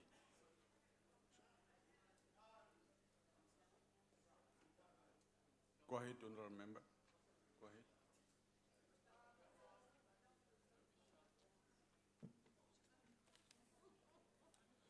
Thank you, Chairperson. ANC isekela this convention. The HNS convention was adopted by IMO in 1996 and subsequently amended by 2010 protocol. Its aims is to ensure adequate, prompt, effective compensation for damage to person and properties, cost of clean up and rehabilitation measures, and economic losses caused by the maritime transport of hazardous and noxious substances. HNS include bulk cargo and packages goods, e.g. gas, acid, industrial, alcohol, oil, active carbon, activated charcoal, etc. HNN Convention establishes a two-tier regime to provide compensation for loss or damage to person, property, and environment arising from the carriage of HNS by sea. HNS Convention is modeled against International Liability Convention of IMO, such as Civil Liabilities Convention and International Convention and on Oil Pollution Convention, of which South Africa is a party to. Ngicela ilunga understand lapha. As of which South Africa is a party to. HNS Convention established a two-tier regime. The first is ship owner liability. The second tier is receiver of HNS. So ANCI Segela. Thank you. Yes, Honourable Member. Deputy Speaker, the International Convention on Liability and Compensation for Damage in connection with the carriage of hazardous and noxious substances by the sea of 1996, known as the NHS Convention, aims to ensure adequate, prompt, and effective compensation for damage to persons and property, costs of cleanup and reinstatement measures, and economic losses resulting from the maritime transport of hazardous and noxious substances. South Africa is on a major maritime route with thousands of tonnage of hazardous and noxious substances passing through our territorial waters annually. In the event of maritime disaster involving a carrier of such substances, the cost to the environment and for cleaning up any spillage will have to be borne by the South African government in the absence of adequate insurance by the carrier owners. For this reason, Honourable Deputy Speaker, it is imperative that South Africa assents to the NHS Convention. Once the NHS Convention comes into effect, compensation will be available in the form of compulsory insurance taken out by the ship owners, who will be able to limit their liability. In those cases where the insurance does not cover an incident or insufficient to satisfy the claim, a second tier of compensation will be paid from a fund made up of contributions from the receivers of NHS. In conclusion, Honourable Speaker, the NFP supports this. Thank you. Any further declaration? None.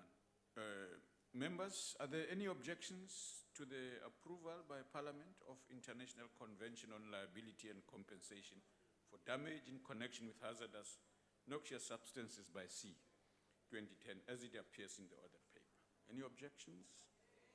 They are registered. Those in favor will say aye. Those against, no. The ayes have it. Deputy Speaker? Yes, ma'am. Please put it on record. EFF has objected. It will be put on record. Yes.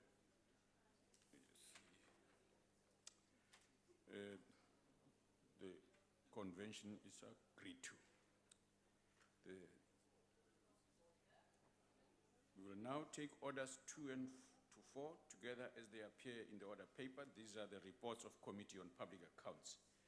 Honorable Kgosi.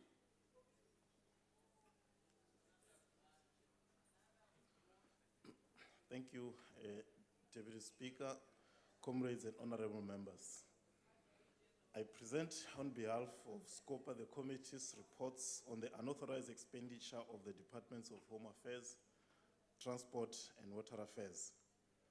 The PFMA requires that when a department incurs unauthorized expenditure, SCOPA must investigate and submit to the House its report on how such should be processed to have it cleared from their books. Before bringing a report to this House, SCOPA receives a briefing note on each case from National Treasury, after which we call both National Treasury and the department to appear before us to have the issues exhaustively interrogated. So the reports before the House have been thoroughly engaged, and we request that the House adopt them as recommended. In the 3 cases, we have recommended that the unauthorized expenditures be approved as direct charges against the National Revenue Fund.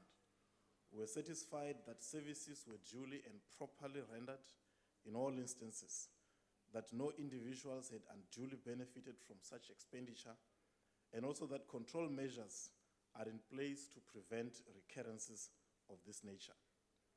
Having said that, the point does need to be emphasized that departments must at all times spend within their budgets in line with the PFMA's requirements for economy, efficiency, and effectiveness in public finance expenditure. I thank you. I now recognize the Chief Whip of the Majority Party. Honorable Deputy Speaker, I move that the reports be adopted. The motion is that the reports be adopted. Are there any objections to the first report of the public accounts on unauthorized expenditure? Yes, okay. I now put the question. Those in favor say aye. Those against, Speaker, no. Speaker, the DA would like to make a declaration. That's fine. You must Thank allow you. me to finish first. Yes. I think the ayes have it. There being request for declarations, we will now give members an opportunity. Go ahead, Ndati. Thank you, Deputy Speaker, and may I say from the outset that I'm disappointed that we first had condoning the irregular expenditure, and then that I had to have the opportunity to make a declaration. Chairperson, because noting the importance of the cost containment measures yesterday in the budget, and the challenge of fiscal consolidation, and also the challenge of bringing down the budget deficit from 3.2 to 3.1%, and we know we need to get it well below the 3%. It's quite important that we also note the Auditor General's outcomes in the 2014-15 unauthorized expenditures indicated in the Auditor General's report for all national government and public entities. And it's with regards to this that we note that there's a 25.6 billion in irregular expenditure, a whopping 25.6 billion. It is against this backdrop of 25.6 billion of irregular expenditure that Parliament must now today consider proposals to approve unauthorized expenditure of departments as indicated by Mr. Kgosi, the chairperson of SCOPA. And this will be as a direct charge to the National Revenue Fund. Now, this will have an impact, of course, on taxpayers' monies. It will have an impact on the revenue of the country. And, of course, it will have an impact on the budget, as I've indicated. But firstly, Parliament must consider condoning now today the unauthorized expenditure of the Department of Home Affairs to the amount of 687 million and 99 million emanating from the years 2013 and 10-11. Parliament must also consider approving the irregular expenditure of this specific charge as a direct charge to the National Revenue Fund. We find in this department that we find shoddy work administratively, and that the fiscus should not be taxed with a lack of implementing the necessary expenditure control in this department. The same principle, Deputy Speaker, applies to the Department of Water Affairs. In this case, the overexpenditure resulted from breaches in expenditure limits on research study, purchase of goods and services, and regional services council levies to the tune of 3.7 million. The DA does not approve of this direct charge against the National Revenue Fund. Now, also in the 28 and 29 and 2010, with regards to the Department of Transport, there was an overspend of bus subsidies and incurred unauthorized expenditure of 1.2 billion. Now, we've moved from the millions in terms of unauthorized expenditure to the billions. The National Treasury found that the Department of Transport failed to comply with Sections 38 and Section 39 of the PFMA. Government, in all good sense, cannot in good conscience expect Parliament to rubber stamp the charging of 1.2 billion of unauthorized expenditure to the pockets of South African taxpayers. Let us look at the amounts collectively. Irregular expenditure in Home Affairs is 687 million. Irregular expenditure in Departments of Water Affairs is 99 million.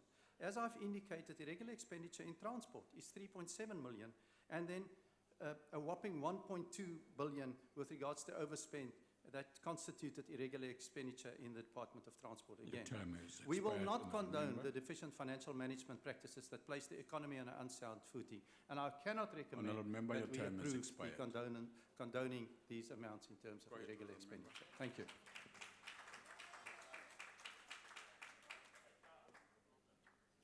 Thank you, Honourable Deputy Speaker.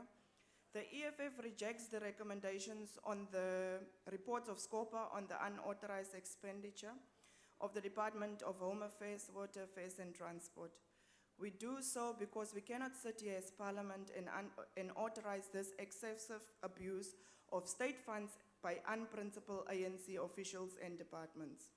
For the Department of Transport, over 1.2 billion was unauthorized expenditure, and even though the department claims that these were eventually services that they benefited, this cannot be the excuse. By spending money without authorization, officials take money that should have been going to things that were planned for. It is robbing our people of the services they should be enjoying from the state. The Department of Water Affairs, about 3.8 million was wasted on unauthorized expenditure. This happens while we are having leaking taps, aging infrastructure, and the chronic inability of this department and municipalities to supply people clean quality water. The Department of Home Affairs is one of but the worst departments. Over the period of 10 years, this department has wasted over 9 million on wasteful and unauthorized expenditure. So much could have been done, but the ANC is only focusing on expanding their already big mikabas so that they can match the one of Kulubuse Zuma's one. We cannot seem to be condoning the ANC corruption. The EFF hereby rejects this report. Honourable Kengwa.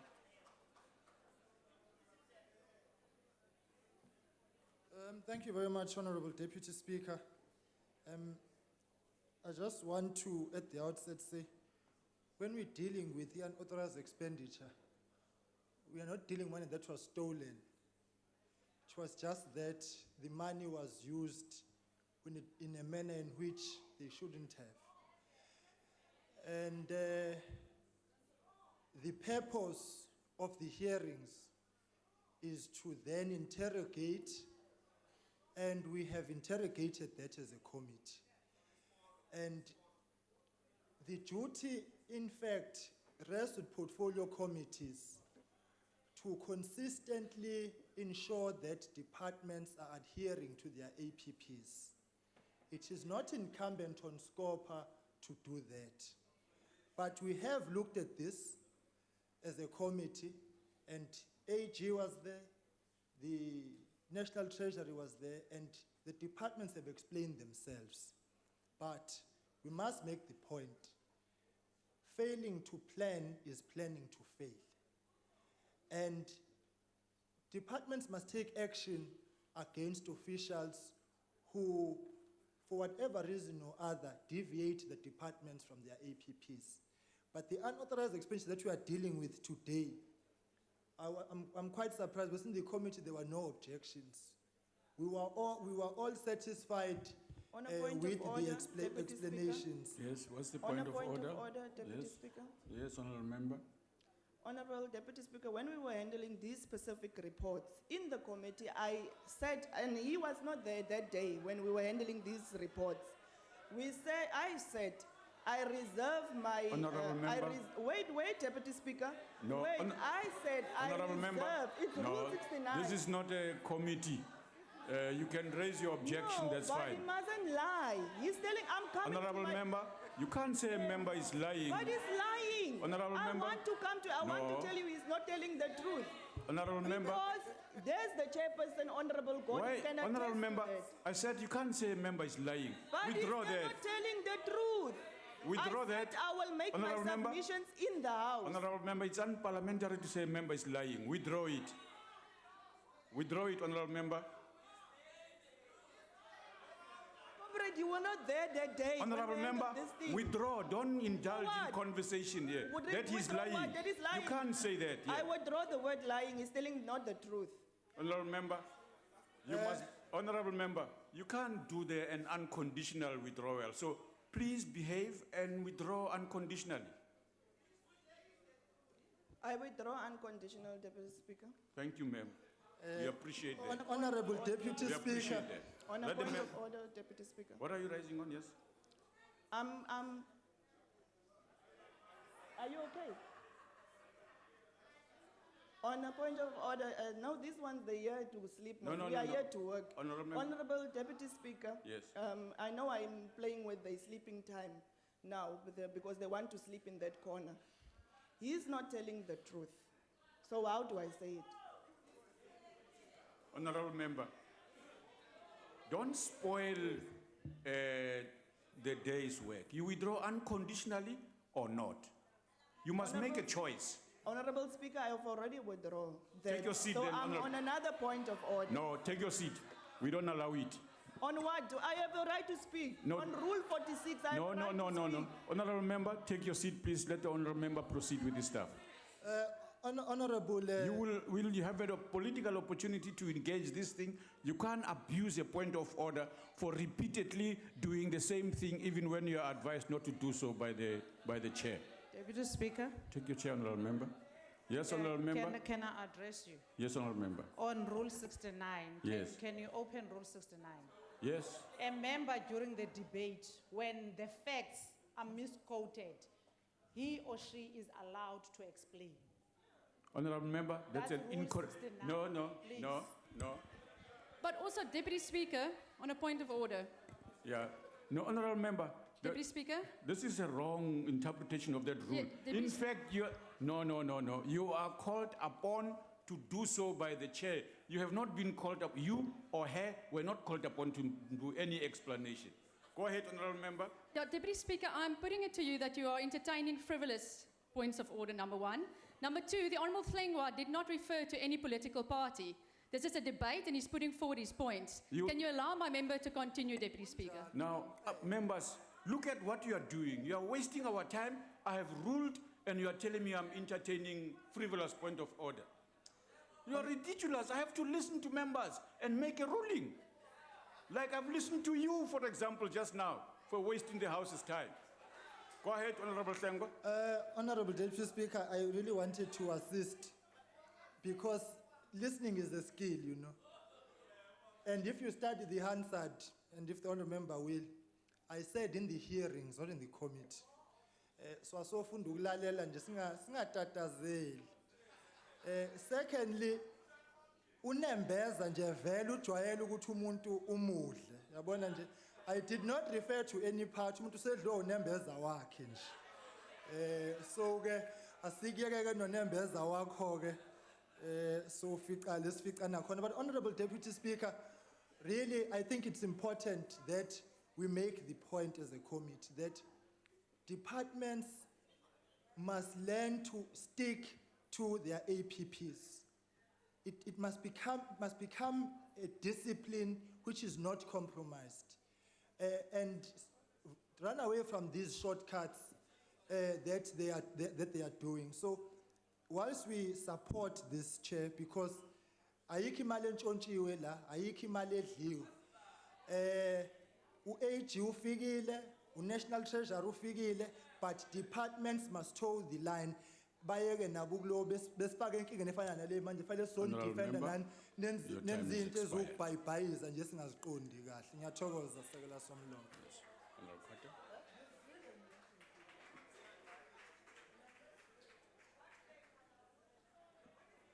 Thank you, Deputy Speaker. Deputy Speaker, what is of concern to the Congress of the People is that we have seen a reoccurrence of overspending over the last couple of years. That is what unauthorized spending is, it's overexpending.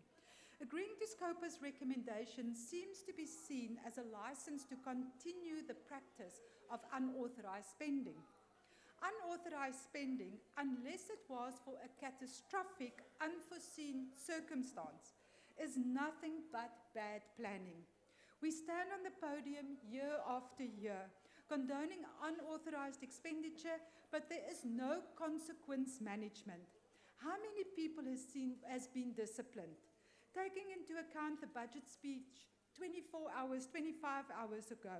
We do not have the funds to continue this practice.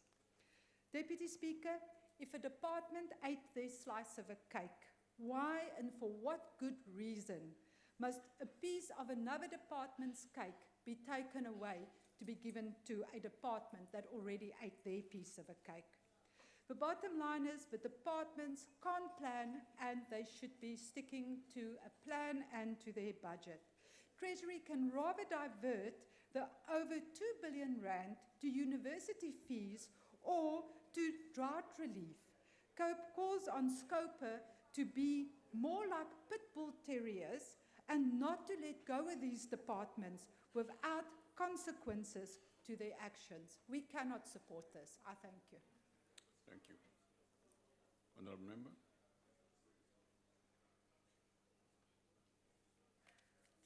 Thank you, Deputy Speaker, honourable members of the House. The submission of the National Freedom Party on the SCOPA reports tabled today regarding unauthorized expenditure in the Departments of Home Affairs, Water and Transport is substantially the same. Until such time there are real consequences for unauthorized and fruitless expenditure, we will sit with this problem forever. Honourable Deputy Speaker, several of our state departments are riddled with incompetence and mismanagement. The root cause of the sorry state of affairs, in our opinion, is the lack of suitable candidates employed in senior and executive positions. We have on paper well-drafted processes for financial management, and if these processes are adhered to and implemented as they should, then we will not have to sit here and authorize expenses which could otherwise have been directed at service delivery or free education for our students at tertiary institutions.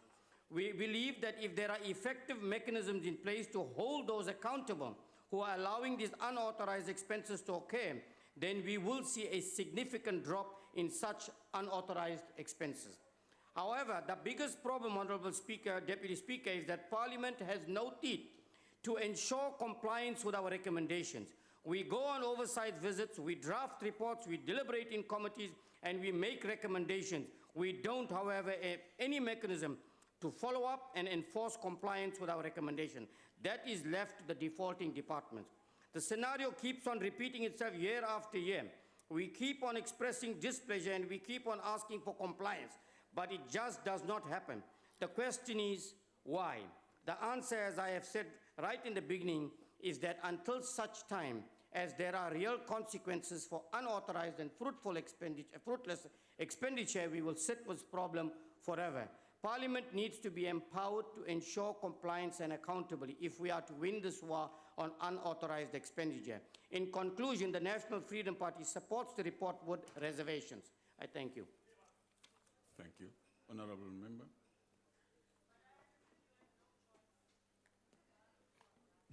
Thank you very much, Honourable Deputy Speaker.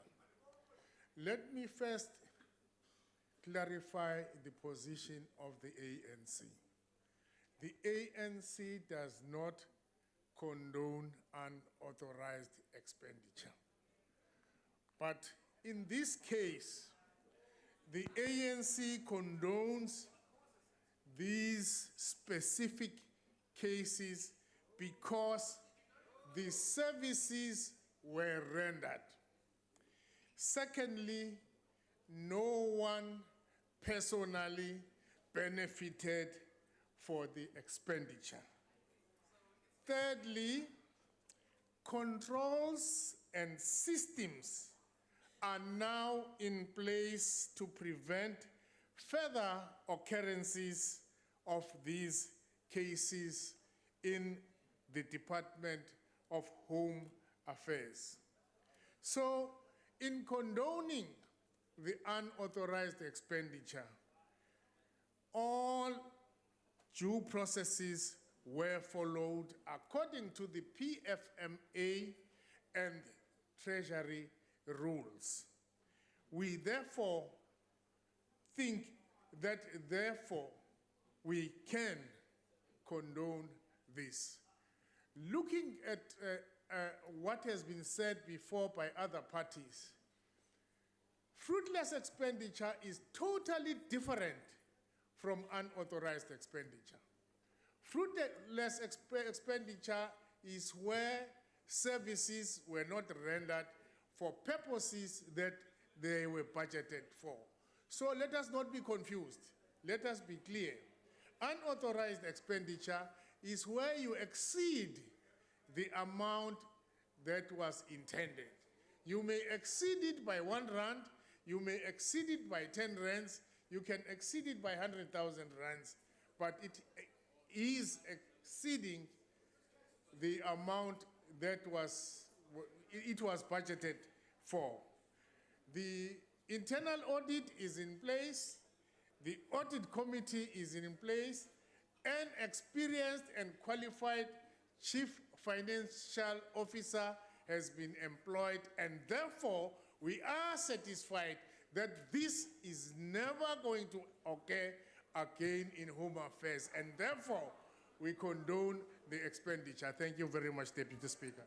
Thank you, Honourable Member. Honourable Members, I now put the question again. Those in favour will say aye for the first one. Those against, no. I think the ayes have it.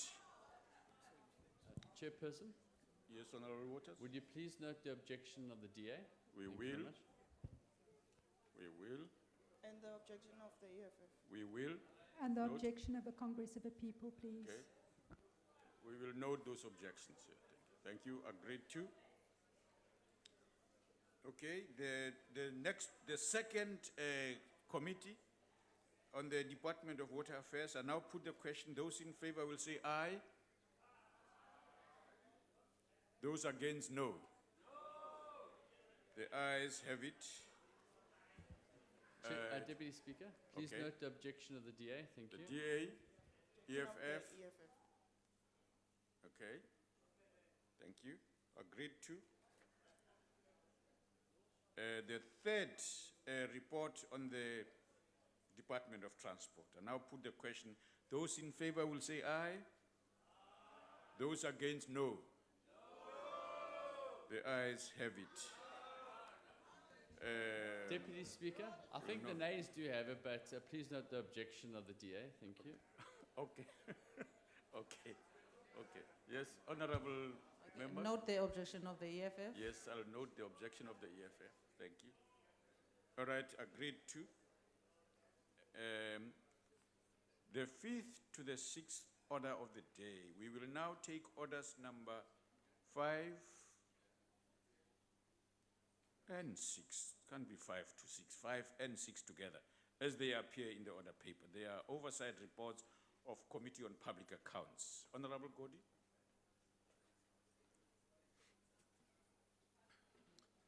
Thank you, Deputy Speaker, comrades and honorable members.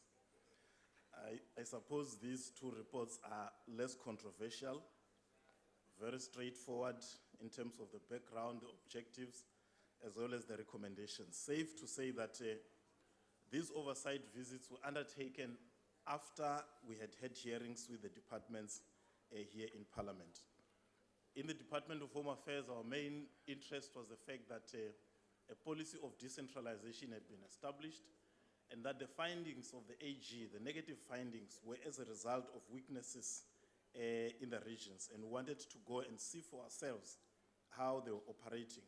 We went to the Eastern Cape, in Tata, in Qumbu, in KZN, Ladysmith, Dukuza Satellite Office, as well as the Peter Marisbeck regional office. And what we noted is that decentralization is a good policy in itself, but there is need for infrastructure, proper infrastructure to ensure proper service delivery. There is need for capacitation in terms of personnel and also in terms of skills, as well as IT connectivity, especially in the rural areas. As far as the Correctional Service Department is concerned, I must say, comrades, that it is a department which in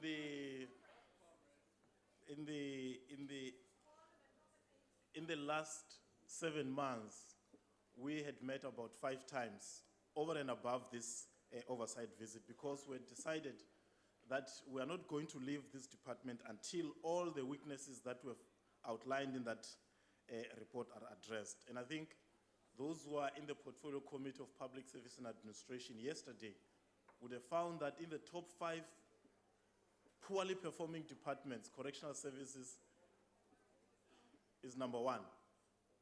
And this coming week, Tuesday, we have called them again as part of a process of ensuring that we are with them and we ensure that the weaknesses are addressed, especially around internal control, the problems of non-compliance, the issue of IT, uncompleted projects, as well as human resources.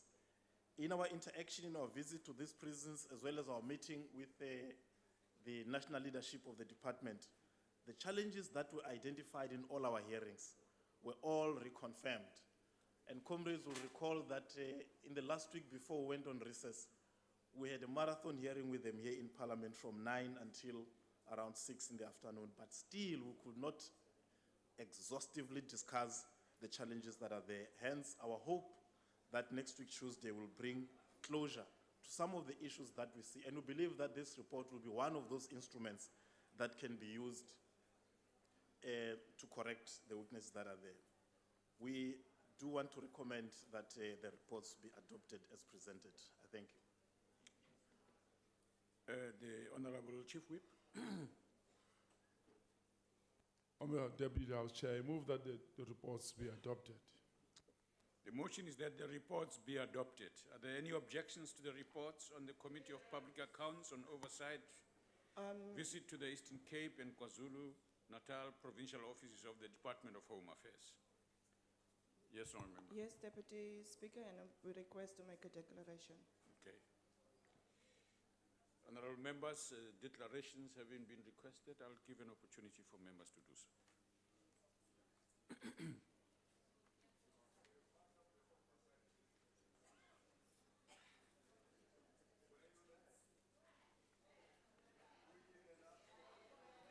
Thank you, Deputy Speaker. On both these oversight visits, I was not there, hence I was on maternity leave at the time. But I have read the reports, Deputy Speaker, and it's safe to say in both of these departments, there is clearly a lack of leadership. Because what we have seen, I will start on the one of correctional services, Deputy Speaker. In these departments, officials are colluding with inmates to smuggle in drugs, alcohol, women into service centers. There's no proper working surveillance to monitor movement. The ICT centers is both outdated in correctional services and in home affairs, Deputy Speaker. Personnel do not log off workstations, hence sensitive information is vulnerable to being tampered with. Record keeping does not exist. And even on one at the at the Correctional Services Center, Deputy Speaker, one official was smelling alcohol. So if we will come here and just handle these departments with soft glove, Deputy Speaker, these recommendations that we are putting to the House will unfortunately not be sorted out. As I was saying before, in the department, we should not handle departments with soft gloves when they are coming to us. Recommendations shouldn't be put to the House that these things are sorted out, because it's not sorted out, and it will never be sorted out until in 2016, when we come to local government elections, we make sure we vote out the lazy agency out of power. Thank you, Deputy Speaker. If there's no other, Honorable Hlengwa.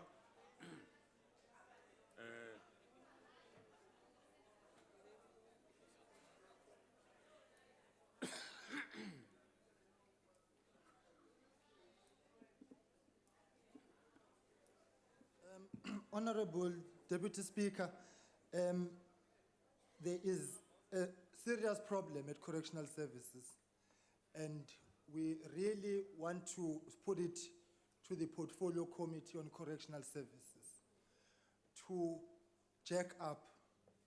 We cannot possibly find ourselves having to do the work of a Portfolio Committee.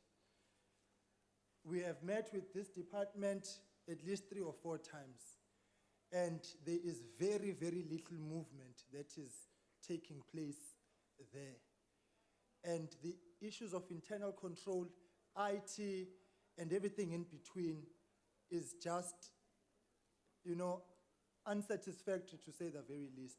And SCOPA is not there to replace portfolio committees who in themselves convert themselves into being the department. You are not there to befriend the department. And then at the end of it all, these reports come to SCOPA. What is going on in terms of in-year reporting? Because you make it very difficult for SCOPA to do its work when it has to do your work as well. So we are really making a plea, Honorable Deputy Speaker, for portfolio committees to assist us in making sure that they do their work.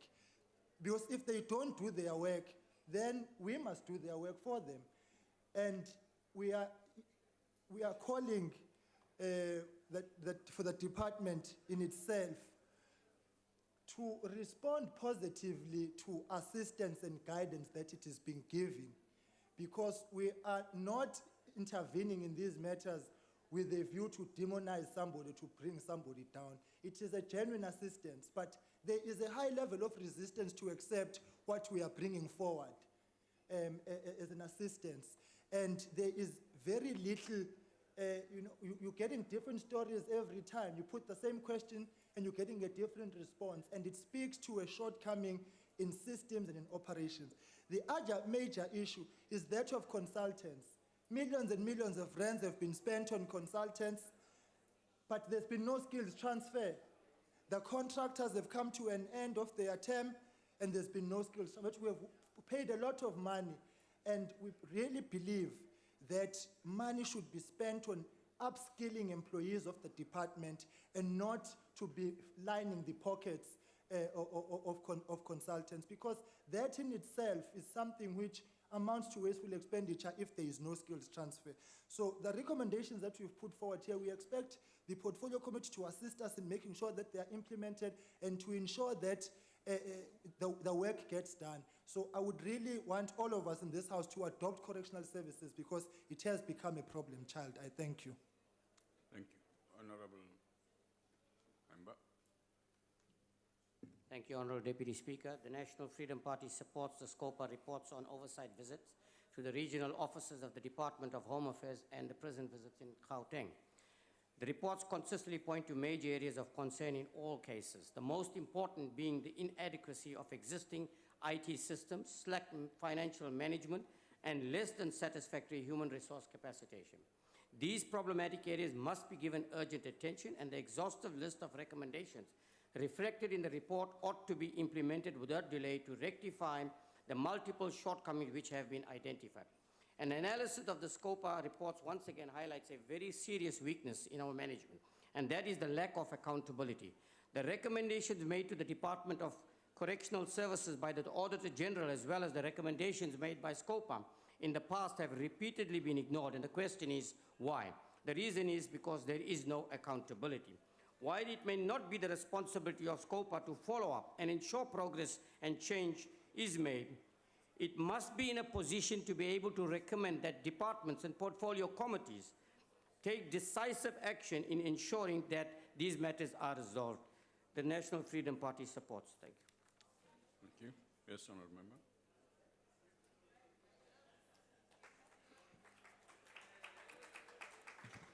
Thank you, Deputy Speaker. The main reason why SCOPA visited the Department of Correctional Services is because they are the habitual offenders in the Public Accounts Committee sphere of government. They have appeared before the Public Accounts Committee a record 21 years in a row to account for their miscreancy when it comes to public finances. And so we visited them, and what a mess it indeed was. When we arrived at the main building in Pretoria, we went into the server room, a lovely room with great big boxes with flashing lights, with a big sign on the door that says, "Keep the door closed." When I asked the Commissioner whether that room was quite important and why the server room should be kept secure, he said, yes, very important. All records would be lost if that room was attacked.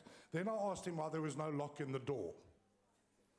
And that is the fundamental of the Department of Correctional Services. They simply cannot get it right. They are like a deer in the headlights. When you meet with them and you explain the problems, they endeavor to fix them, but like the proverbial lock in the door, they simply cannot close the gap. When it comes to the Department of Home Affairs, we visited various branches of Home Affairs in the Eastern Cape and KwaZulu-Natal. The scenes were frankly shocking. In Mthatha, files belonging to our citizens were found in the same room where cleaning materials were. In Kumbu, just outside of Mthatha, a room was found piled high with files simply strewn across the room. The record keeping and Home Affairs in those particular branches that we visited was absolutely shocking. These are the identities of our people. This is their existence. Is this freedom, fairness, and opportunity in South Africa, where you are born and your entire existence, everybody you are, is just thrown on the floor in some far gone office? You don't exist anymore. This is the level of absolute misconduct and financial miscreancy that's going on in the Department of Home Affairs. This is exactly why we opposed the unauthorized expenditure in that department. We support these oversight reports because they laid bare many of the shocking conditions in these departments. So therefore, we will not be supporting the report. Thank you, Speaker. Are there any further declarations? The ANC.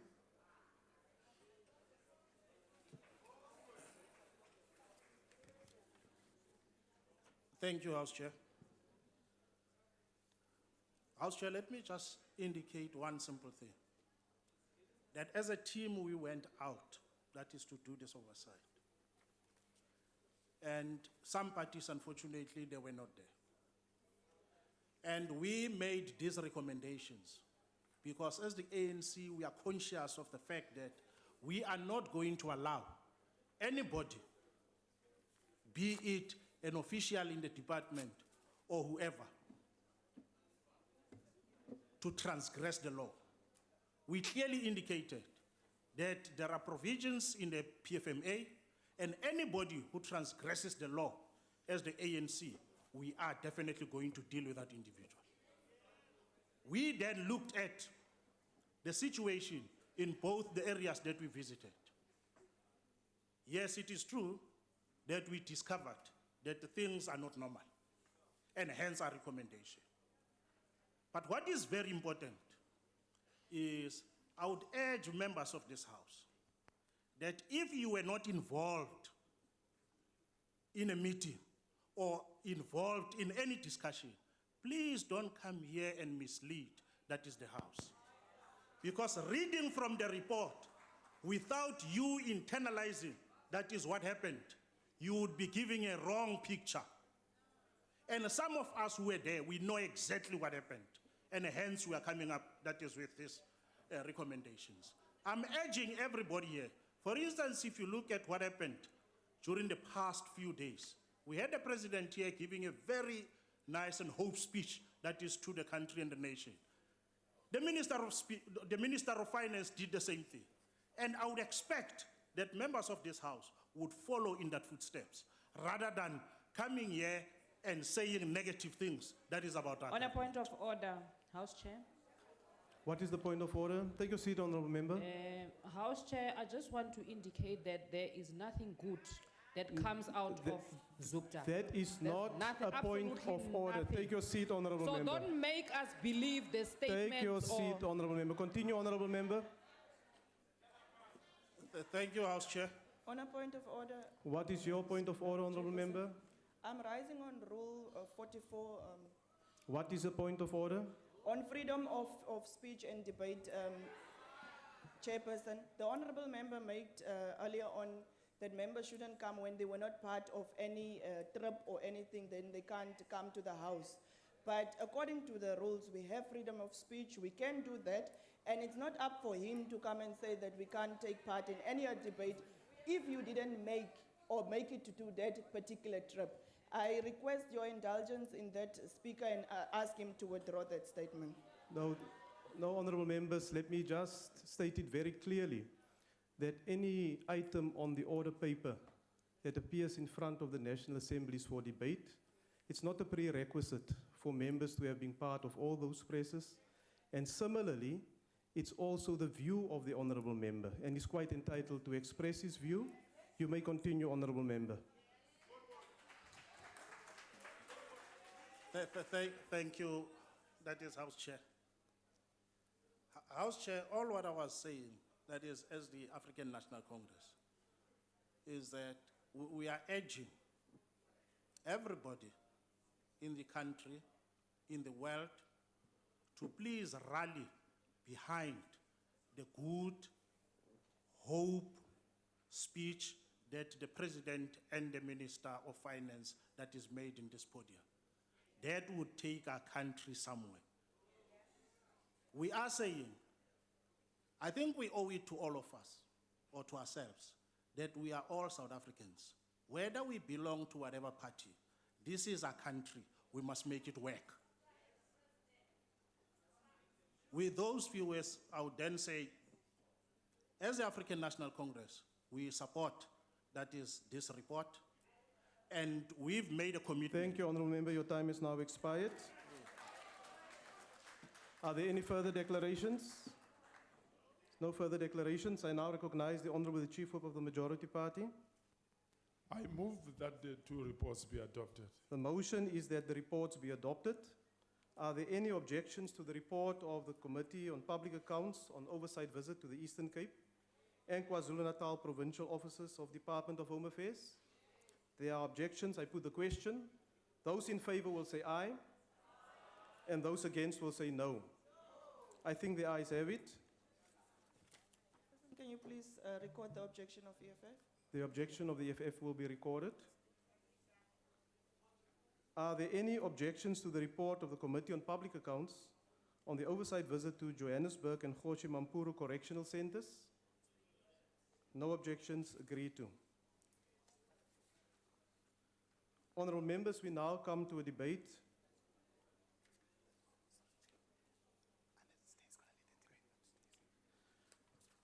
We now come to an important matter that is on the order paper, which permission has been granted by the Speaker as a debate on matter of public importance in terms of Rule 103. It's an important debate given the challenges that the country is facing in this regard, and that's why the Speaker has agreed to it. We have been informed by the Honourable Chief Whip of the official opposition that originally moved the request for the debate that the Honourable Annette Steyn will be participating in the debate on his behalf. I now recognize the Honourable Annette Steyn.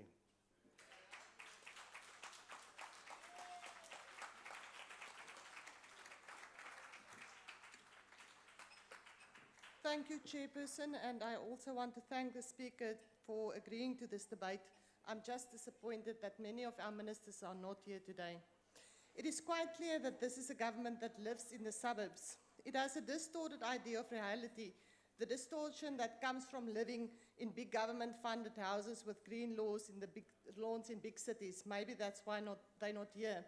This leads to a failure to understand how agriculture works and the foundation that agriculture provides the whole country with. The government is wrong. Maybe government believes some of its own tales. That belief doesn't make it okay or save South Africa from a threat that this government is running away from addressing. How is it running away? It is running away because it will not do what is necessary to save our people from the worst effects of this drought. It will not declare a national drought disaster, which should be the first step that needs to be taken. 7 provinces have been declared drought disaster areas. Only half of the districts of the Eastern Cape and the Western Cape have not been declared drought disaster areas. Government pretends this is enough to keep them from declaring a national disaster. They hope that people will not read the legislation that clearly says that when a disaster affects more than one province, it is a national disaster. The declaration of a national disaster is important because it will allow all government agencies and departments to be focused on alleviation measures. The Minister of Finance ran away when he failed to announce any significant additional funding for drought relief. Estimates show that immediate requirements of 4.2 billion rand is needed. If this issue is not dealt with, it will result in severe consequences for the availability and prices of food for all South Africans, and particularly poor households. Rising food prices will also mean that school feeding schemes will no longer be able to use their budgets to feed children, who will have even less food at home. And I'm sorry the minister is not here to listen to this. A disaster declaration will give direction to the department to implement measures to cope with this. Government would be there to help. As it stands, our people will be left on their own. But the minister says, we have had some rain in January, so the worst of the drought is over. This is far from the truth. The worst is still to come. It is predicted that we will only have proper rain in May. The effects of this drought are only just beginning. Speaker, hierdie droogte kan nie sommer ligtelik met vorige droogtes vergelyk word nie. Suid-Afrika is tans binne in die ergste droogte nog ooit in ons geskiedenis. Die Suid-Afrikaanse Weerbureau het 2015 as die droogtejaar nog ooit verklaar, wat volg op 3 jaar van abnormale reënval vanaf 2013, 2012, 2013 en 2014. Daarmee saam is Januarie 2016 internasionaal as die warmste Januarie maand nog ooit aangeteken en het dit alle rekords oortref. In hierdie abnormale, moeilike weersomstandighede probeer ons land se boere, groot en klein, elke dag 'n moeilike bestaan voer. Landbou word wêreldwyd as een van die onvoorspelbaarste bedrywe beskou en slegs mense met passie, uithou vermoë en baie geloof kan uithou en aanhou. We have not seen proper follow-up rains after January. Farmers took massive risk by planting late, and animals have not stopped dying in their droves because there is no feed. Some areas of the country have still yet to receive any rain. The impact of the drought on livestock has been catastrophic. There are still daily reports of dying animals. Farmers in many parts of the country have told me heartbreaking stories of animals being shot to be spared the fate of dying of thirst and hunger. Other farmers have sold pregnant animals or just let their animals roam freely in the hope of finding feed and water. Those farmers know they will never find their animals again, but they cannot bear to see them dying of hunger. The impact of this will linger for years. In most areas, the rain came too late to ensure adequate grazing through the winter months. The optimistic official crop estimates, which have contributed to this sense of unreality, the estimates were made earlier and said that we would get 7.4 million tons of maize, only 25% down from last year. Today, a new estimate came out that downgraded that now to 7.2 million tons. But Minister, go and look for yourselves what has been planted. Tell your blue light convoy to drive you into the maize growing areas, get out of your BMW and look closely at those risky plantings. Half of those seeds did not grow. They were scorched before they could grow. Those that did come up are short and stunted. They will not deliver much and may not even make it to a harvest. 2 days ago, a plane flew over the heart of our maize growing areas in the northwest and the Free State. They took these photographs. I will give it to you, Minister Zokwana. They will give you some understanding on the severity of the situation. So what does this mean to us? It means that the widespread hunger that is starting to face us if we do not act. The BFAP report says that the cost of the staple food basket increased by approximately 19% from January 2015 to January 2016, and they expect a further increase of 10% in this quarter.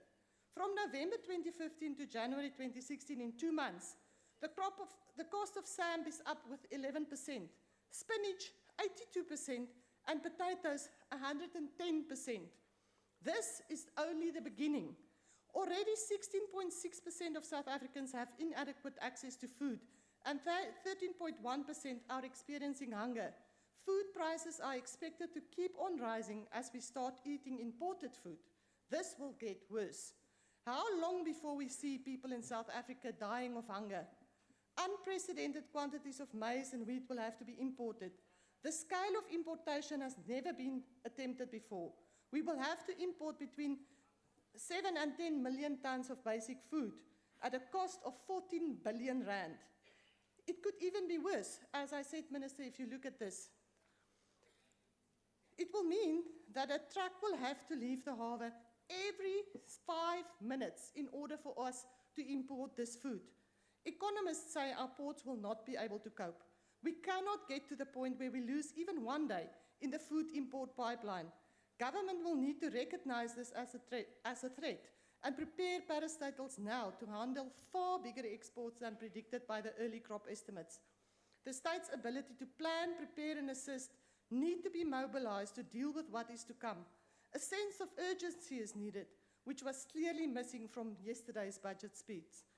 Despite primary agriculture's small share in the GDP, the severity of the current drought that implies that its importance in the rest of the economy should also be considered.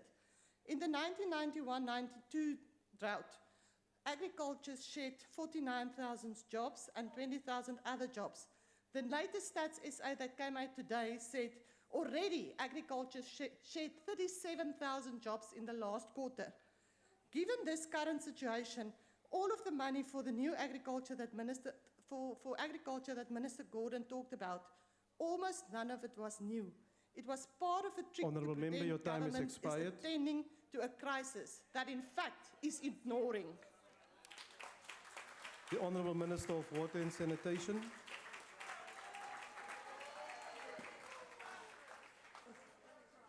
Thank you very much, Chair, honourable members.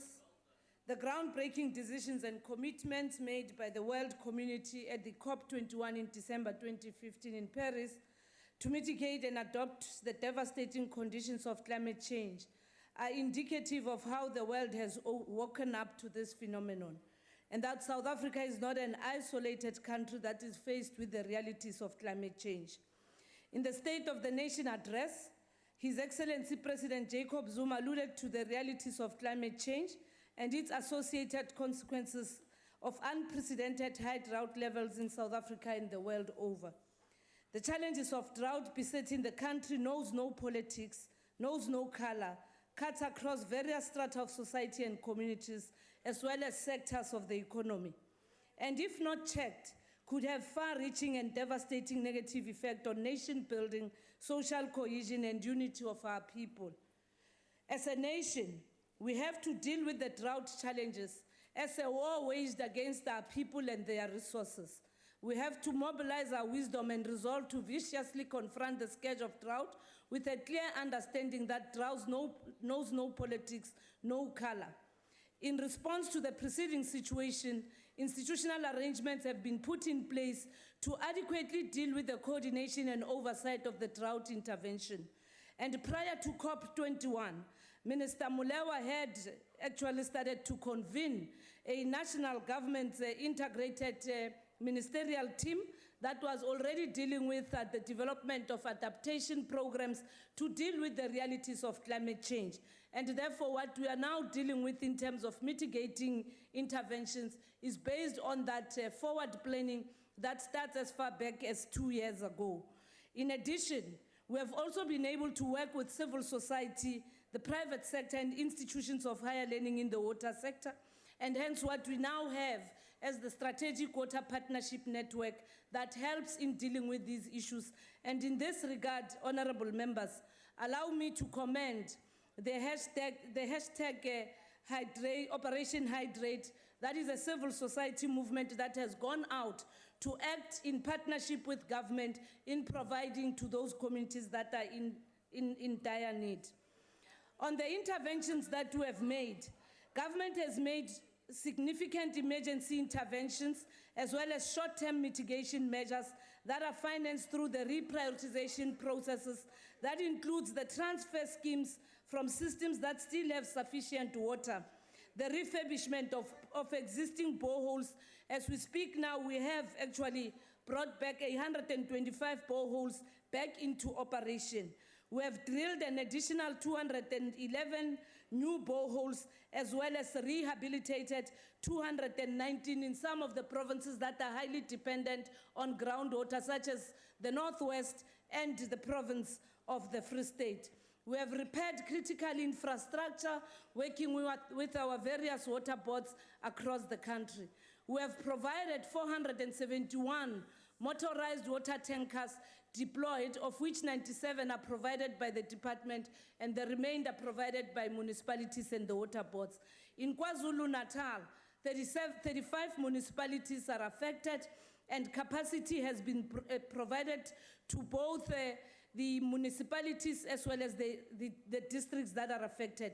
We've also made interventions on emergency water transfer projects from Utugela to Umhlatuze catchment, from Utongati River to Hazelmere Dam, from Pambanyon emergency scheme for the South Coast, and the release of water from Jingwayo Dam, and as well as the deployment of additional engineers to struggling municipalities. Esesikwenza manje sebenzisana nabomasipala bonke bakwaZulu-Natal ukuhlanganisa imali zonke ama-grant abawathola kuhulumeni waphezulu ukuqinisekisa ukuthi inkinga ababhekene nazo sizama ukuthi sizicazulule ngokuhlanganela inkinga ababhekene nayo, futhi sicela futhi ukuthi sibonge namakhosi laphana kwaZulu-Natal ababe nezinga abalidlalayo ukuqinisekisa ukuthi empeleni esikwaziyo ukukhulumisana nomphakathi kuze kufikelele namhlanje azange nje kube nezibhelu. Danki siyabonga kumakhosi akithi akwazile ukuthi nawo asebenzisane nathi.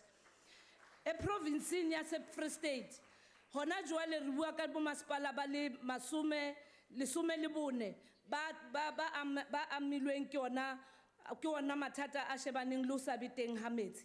Hodima moo re se re kenelletse hore re nke metsi a tswang Katse Dam re thuse baduli ba Freistata haholo metrong wa rona wa Mangaung, moo re neng re tiiseditse hore le teng hape re hlabolla di-boreholes re nka metsi a nang a feta fela Freistata fihlella Gauteng. Hona jwale ka se sebaka metsi a na sa finyella hore a tlo thusa le batho ba Free State ka hobane motho ke motho ka batho ba bang. Provinsing ya Limpopo le teng re kenyeleditse water board ya rona ya Magalese hore e kenelle moo ilo thusa province ya rona ya Limpopo hore e be le lenaneo le kopaneng le tla thusang hore bo masepala kaofela bao ba nang le bothata ba hore ba sebedise ditjhelete tsa bona hantle ba senang diplane tse kopaneng hore ha mmoho le bona le Magalese water re tsebe ho kenella ka sena sebaka le mane modimo le re sebedisana le Deputy Minister Buti Manamela se re kentse di-water tank teng moo ebile ho na le dikopano tse ntse di tshwerwe moo le setjhaba sa mane modimo le re leboha tshehetso ya hae Deputy Minister Buti Manamela. Laphane Mpumalanga sinabo masipala ba u-6 ababhekene nayo lenkinga ekhona ama-water tank ama-borehole awu-15 nama-storage tanks awu-225 sesiwafakile ukuthi abe yingxenye ukuthi asize abahlali baseMpumalanga. Sesikhulumisana futhi nabalimi labo abalima amahlathi ngoba siyazi ke ukuthi forestry yona imboni kakhulu ephumelela phambili laphana eMpumalanga ukuthi nabo abasebenzise inhlelo ezahlukile ze-irrigation ukuze sazi ukuthi songe amanzi futhi bakwazi ukuthi baqinisekise ukuthi basebenzisa amanzi angahlanzekanga lamanzi esiwabiza ukuthi i-grey water ephuma ku-sanitation. Nalapho siyababonga futhi abosomayini baseMpumalanga abasebekwazile ukuthi bageze lamanzi aphume emamayini bawanikeze kwabanye omasipala abasey'nkingeni futhi babaxhase ngokuthi babanikeze onjiniyela njengoba sisebenzisana nomnyango we-COCTA ukuthi sibe nalelu hlelo libizwa back to basics. Ngempela siyathokoza ukuthi ke osomashishini baseMpumalanga bakwazile ukuthi baxhase omasipala baseMpumalanga nalapho sithi danki siyabonga. eNorthern Cape sinabo masipala abawu-6 ababhekene leyona abashebaneng le mathata a tshwanang le yana. Seo re qadile ho se etsa mane Northern Cape is to desalinate brackish and saline water from our boreholes as well as deal with the Fraserburg monitoring plan that helps us to plan and monitor the flow of water into those areas that are economically helping the province of the Northern Cape to survive.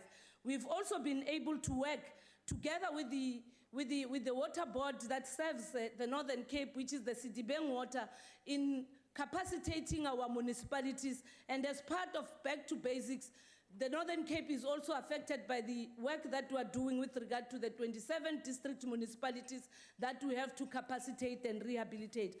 What do we need to do as well? We are also investing on infrastructure, raising of our dam walls, now that our dams are empty, making sure that we build additional dams as well as reservoirs, raising community awareness and working together with the other sectors, particularly the agricultural sector, the land and reform department, but most importantly, our research institutions that are also helping us to look at innovative solutions, such as alternative supply of feed that I'm sure Minister Zokwana can talk about.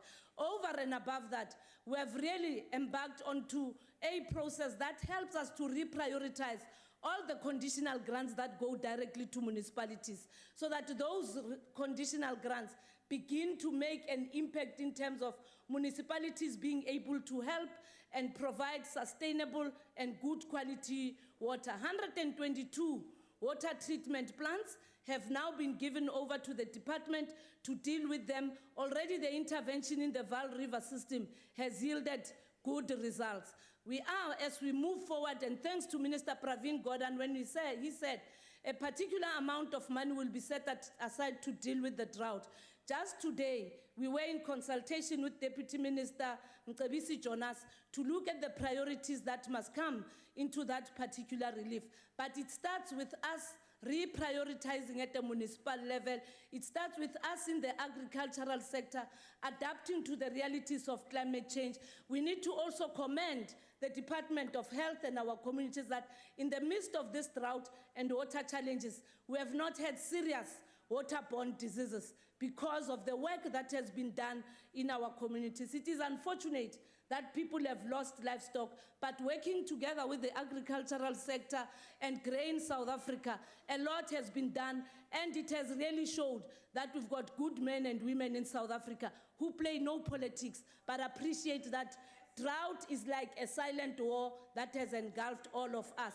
In conclusion, I urge members of this House to also take responsibility and desist from being critical but making meaningful contribution. And in earnest, some of them are part of this other side that normally you never find good counsel, but there are one or two of them that one appreciates the wise counsel that they've given to us. We need to also take responsibility. Stop playing in your shower, get into the shower and get out. Stop irrigating your garden, get into your house, use a bucket to clean your car. Don't wash your car with a hosepipe. Order, honorable members. Order. Use a bucket to clean. And those who have had water, remember, we also still have a responsibility to attend to the more than 14% of the South Africans who are as yet to be served. So we definitely have to deal with these matters, because you may be the ones who, because of your color and the past system, you have always benefited. We need to deal with the inequalities that go also with water and access to dignified sanitation. Thank you, Nyabong. Thank you, Honourable Minister. The next speaker is the Honourable Paulson. Order, Honourable members. Thank you, Honourable House Chair. Honourable House Chair, what we have in this country is a government that behaves like a child. And it doesn't matter how many times we tell this child not to play with fire, this child still goes and plays with the fire. The ANC has been warned that we would face serious drought in this country this year. But instead of planning for the consequences of the drought beforehand, the ANC does as it always does. It buries its head in the sand like the proverbial ostrich. The consequences are too dire to imagine. Pictures of dead livestock and of large swaths of land rendered barren by the drought have been splashed for all to see way too often. The cost to the economy are as disastrous as Mr. Zuma's actions to change finance ministers as if he's changing his underwear 3 times in 4 days. Experts say that the drought has already knocked off about 0.6% of our GDP. But it is among the emerging farmers where the effects of drought will be most severe. In the district of Herschel in the Eastern Cape, emerging sheep livestock farmers without any support from government have seen their livelihood dissipate before their very own eyes, with devastating effects on them, their families, and the microeconomy of that region. Emerging small crop farmers in Keiskamma region, who have been working hard without any government support to revive aging irrigation systems, have had their dreams and aspirations wiped out before their very own eyes. killing off any prospect of agricultural-induced development in that development-starved part of the country. The underlying problem in all of this is that the ANC for over 2 decades has refused to provide any significant support to agriculture, despite our incessant warnings telling the ANC that agriculture can never function without comprehensive government support and protection.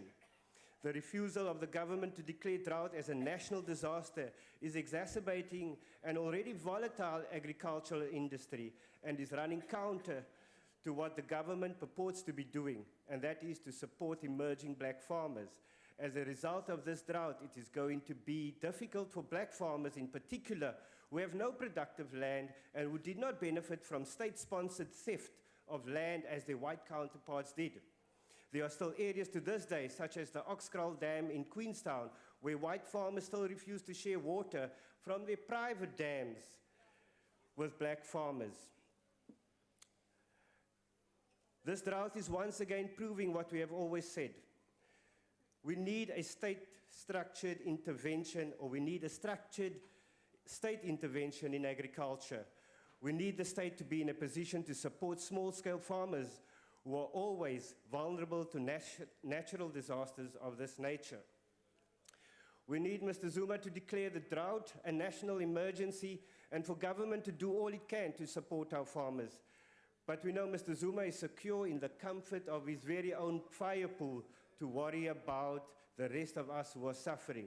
We know that Mr. Zokwana knows nothing about agriculture, and he has this tendency of not speaking the truth, as he did last year when he claimed that people of Magwa Tea were getting paid while they were not.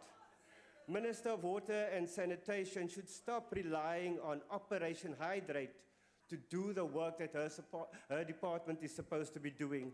Let us hasten in protecting our agriculture before it is too late. Thank you very much. The next speaker is the Honorable Kebekulu.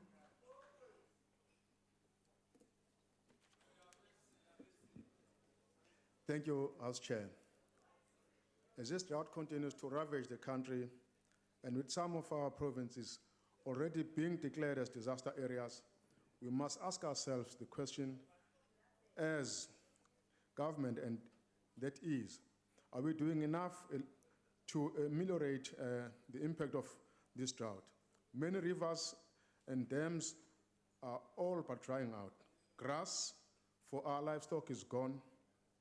Dams that still have a little water left have to lower their minimum thresholds capacity as to provide water to surrounding communities. Rain patterns have changed, and the rain that is falling is light and of little consequence. It is common knowledge that our agricultural production has been severely impacted. Food security has already collapsed, with the result that now having to import tons of maize to make up the shortfall. Commercial and subsistence livestock farmers are helplessly looking on as their animals die on a daily basis from malnourishment, and lack of water. Residents are having to compete now for water supply in our rural areas, as there is simply not enough water available in our boreholes, most of which are rapidly drying up. Honorable House Chair, it is not like this drought was unforeseen, as weather experts had long ago predicted the event.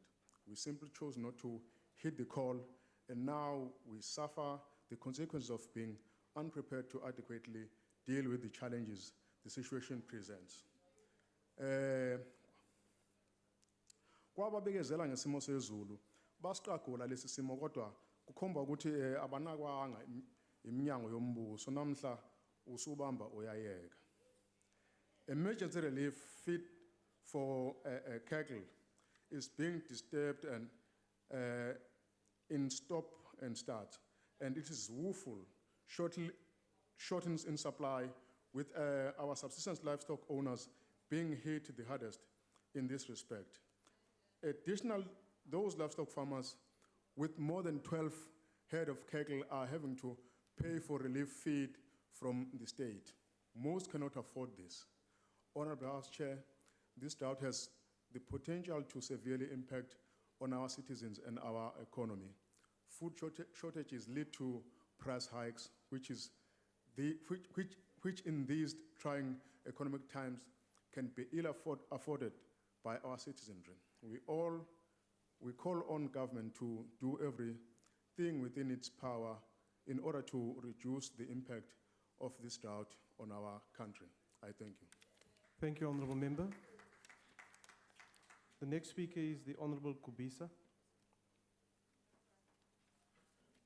House Chairperson, the current drought is recorded history of South Africa since 1904, and it is continuing in several of our provinces. The World Bank estimated that South Africa's worst drought has pushed around 50,000 people below the national poverty line. It is reported that field and livestock conditions in the majority of our country and remain poor, and irrigated crops are currently under stress due to the lack of sufficient water and high temperatures. The level of major dams are generally low, with restrictions being imposed on irrigation in a number of areas, and many dry land farmers could not begin planting during the normal planting window due to lack of soil moisture. Significant livestock mortalities have been reported in KwaZulu-Natal, Limpopo, Northwest, and Free State. And it is estimated that the agricultural production will decrease by 10% in the Western Cape alone, at a cost of approximately 4 billion rand. Farmers have their highest ever debt of 125 billion rand with South African banks. Drought-stricken farmers need almost 4 billion in aid. The reduction in agricultural production will have a significant impact on the price and availability of food in the near future. Our food security is at risk, and staple foods such as maize will have to be imported at astronomical prices given the steady decline in the international value of our currency. It is safe to say that the economic impact will be difficult to quantify as the damage runs deep and cannot always be measured in rands and cents. Sifisa ukuthi sincome izinhlangano ezifana no Gift of the Givers for the good work they are doing in supplying water, especially in rural areas. It is estimated by Agri South Africa that if the situation becomes worse, in a year, the debt and the aid that the farmers could need would be about 6 billion rand. And in 3 years, it could be about 18 billion rands. This drought, however, Honorable House Chair, is taking far more than an economic toll. It speaks of a human suffering, and it heralds an arrival of socio-economic misery on a scale which we still have to come to terms with. The question we need to ask, House Chairperson, who's going to bear the brunt of the economic and humanitarian impact of this drought, honorable members? It is not you and me who have steady incomes or the so-called middle class. No, it will be the poor who will bear the brunt of this drought. It will be the old grandmother who's helping to raise grandchildren on a meager pension who will suffer, as will be a subsistence farmer in Umkhanyakuta district who has lost all his livestock. Honourable Member, your time is now expired. Endaweni ey'fana naSoluna naseMkhanyakuta. Sebenzisa konke esinakho ukuthi silungisiswe lesi simo sokuba Honourable Member, your time is libe expired. sesimeni se-drought. Ngiyabonga somlomo. The next speaker is the Honourable Fultane.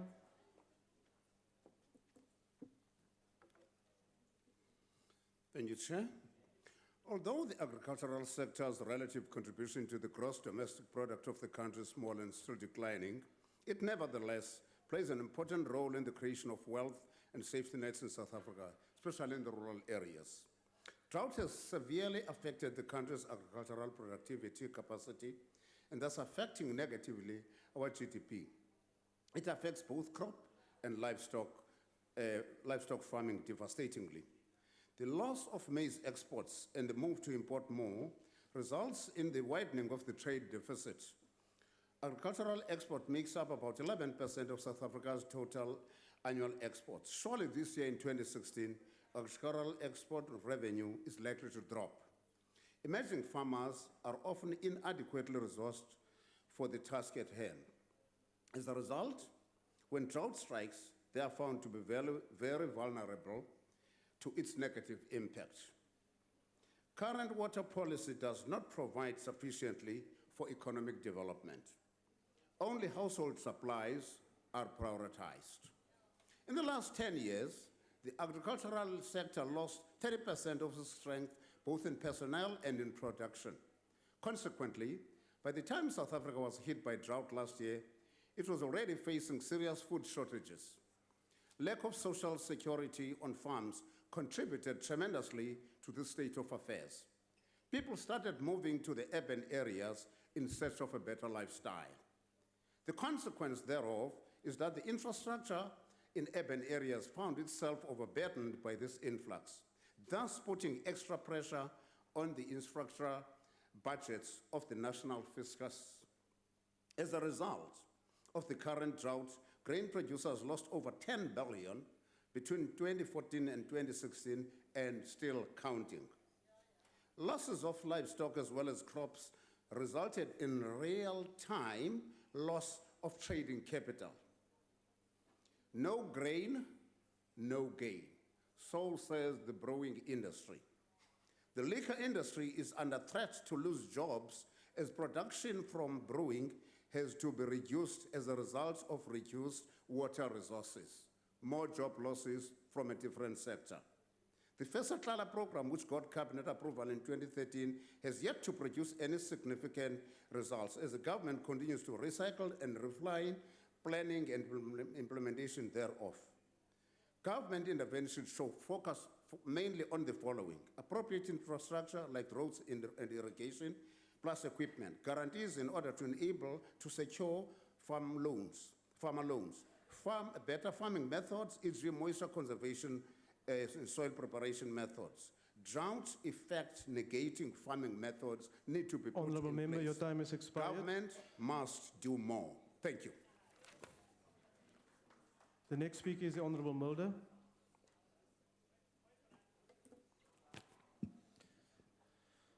Honourable Chairperson, maybe if we want our Parliament to be taken seriously, we'll have to reconsider in terms of our programme when we schedule important debates on subjects like this.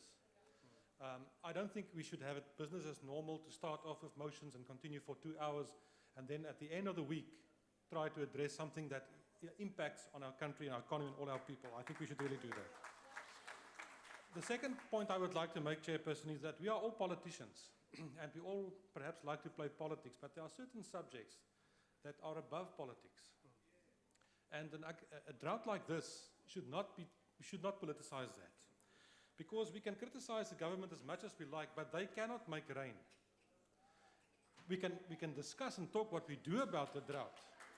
But the reality is the impact of the drought has the effect on all of us. When we talk about agriculture in South Africa, our country is both a developed country in terms of agriculture, but also a developing country in terms of agriculture. In 1990, South Africa had approximately 66,000 commercial farmers, and today we have maybe less than 35,000.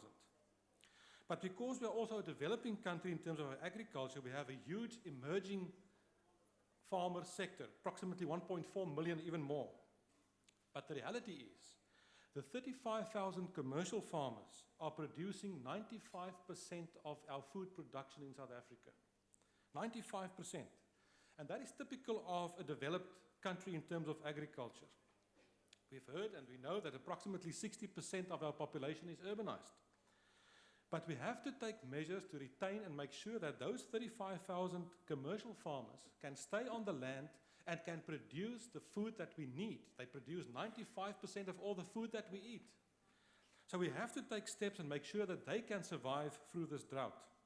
And if we look at them, they have farming debt, huge debt. The drought has a severe impact on their cash flows, and we have to find a way to make it possible for them to survive this drought. A practical proposal, perhaps. Is there a way that the government can assist them in terms of the basic minimum wage that is expected of them to be paid? Because the reality is, because of the drought and because of the cash flow problem, if they cannot pay the minimum wage, what will they do? They will get people to leave the farms because they cannot afford that. We cannot have a situation where we're going to lose jobs. We have approximately 850,000 workers on our farms.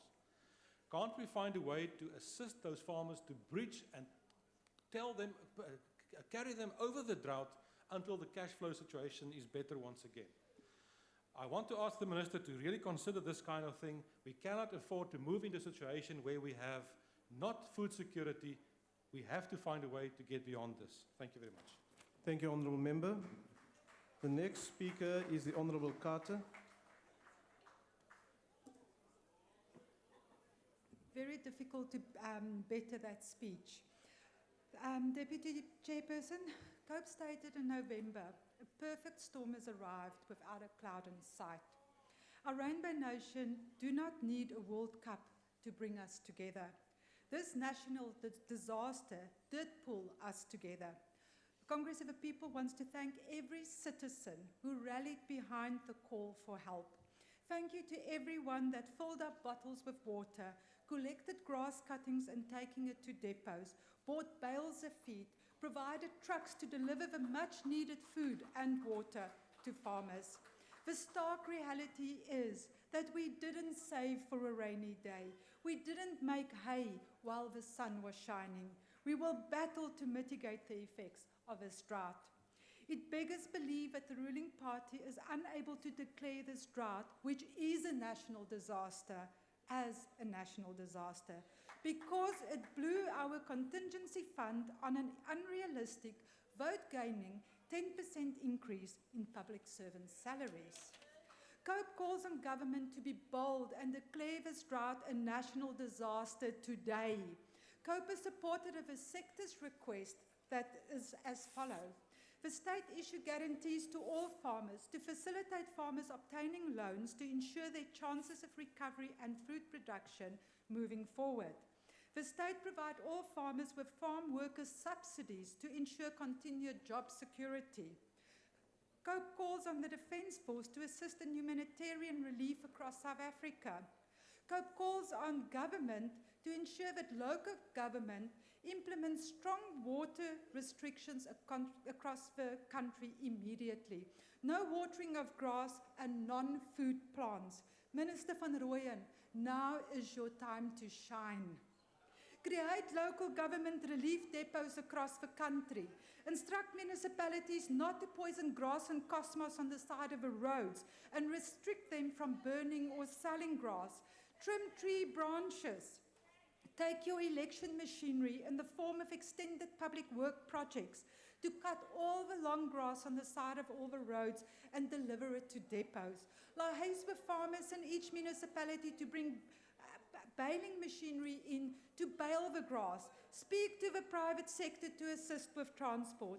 South Africans and private sector has the will, and if government has the will to work for them, we can survive a storm until a cloud arrives. Request municipalities to immediately identify water leaks and do repairs. Unless government implement the recommendations from the sector, this drought and the political storm that has been brewing is about to batter us without a cloud in sight. Minister van Rooyen, Honourable Member, your time is now expired. It's your time to shine. Thank you. The next speaker is the Honourable Dudley.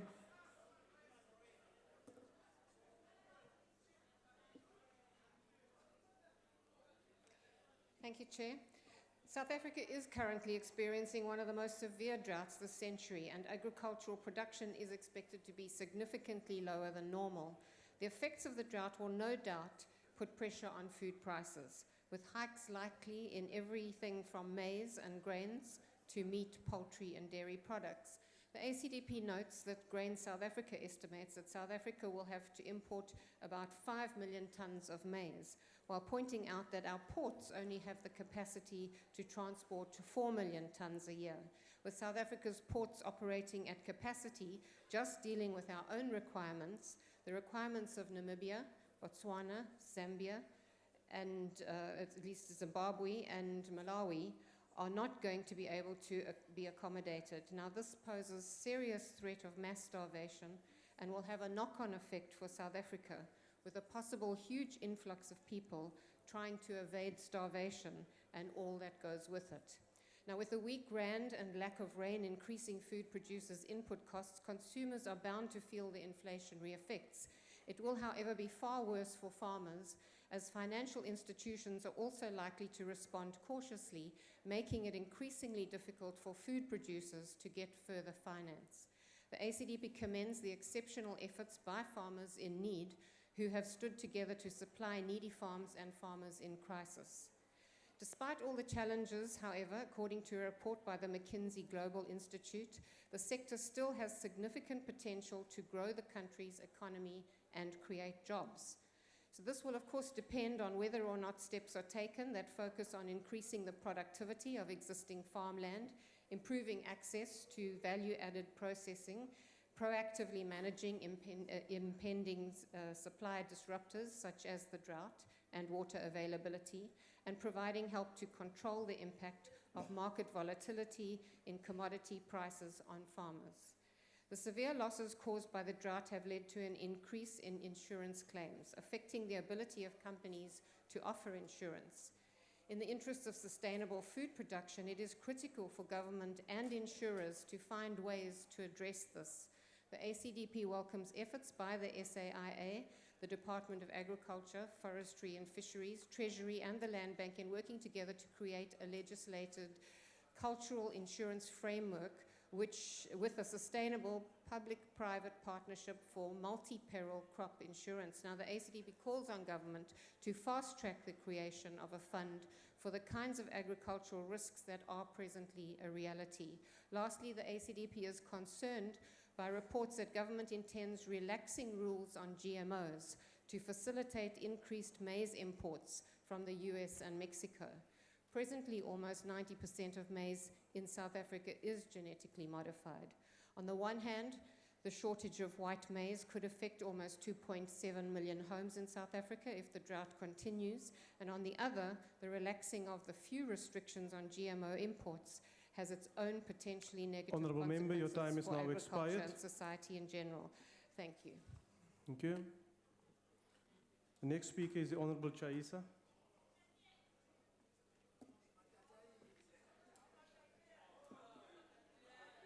Thank you very much, Honourable House Chair. The drought that we've experienced as a country has put our country in a very bad state of affairs. Honourable members, can we just keep the noise level down, please? In particular, agricultural economy has suffered a lot. Commercial and small-scale farmers have got nothing left to supply the country and feed their families.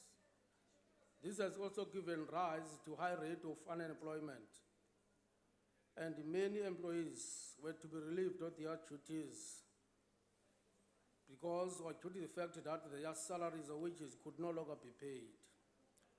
It has also resulted in death of many livestock because they could not be properly fed. One farmer had to take his own life because of frustration. What a pain. Many areas could not have water for ordinary drinking and washing purposes.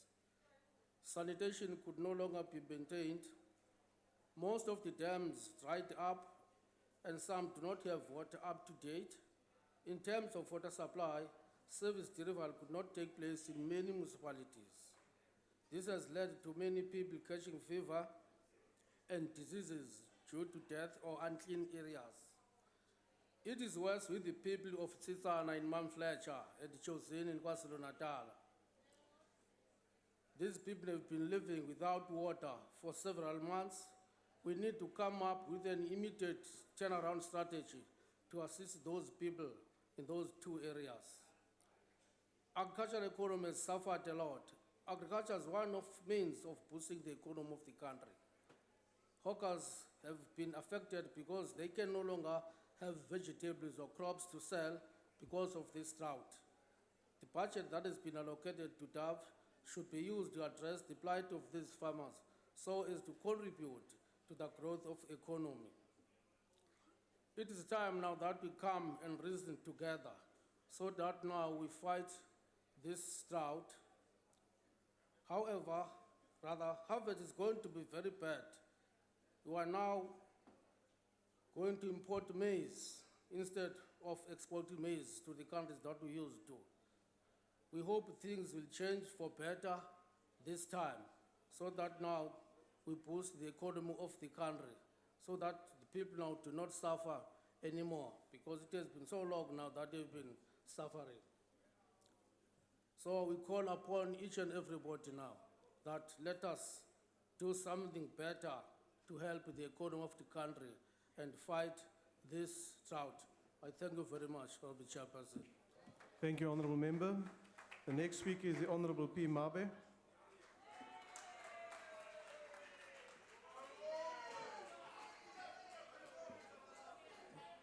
Thanks, Honorable House Chair.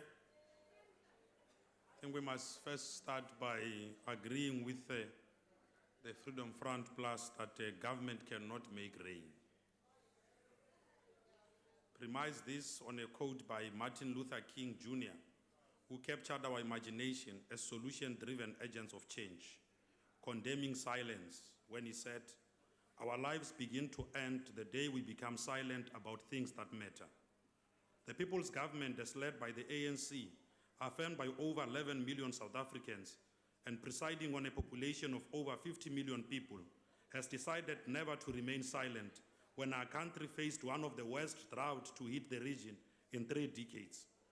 We've been told that this drought is attributed to the extreme weather phenomenon El Nino, which is a natural climate cycle that is characterized by prolonged warming of surface temperatures of the Pacific Ocean that has a global impact on weather patterns, making rain to be scarce.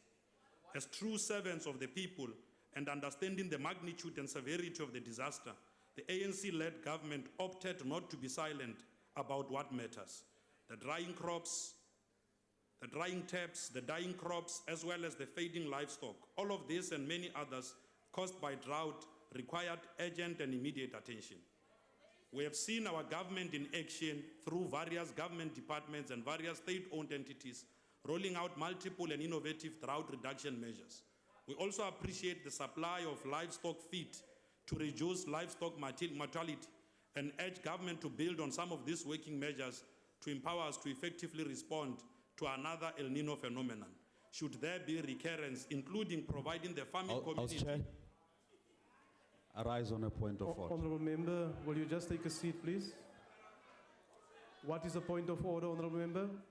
Since when are animals equal to human beings? Honourable Member. There's no mortality in animals. That is not a point of order. Continue, Honourable Mabe.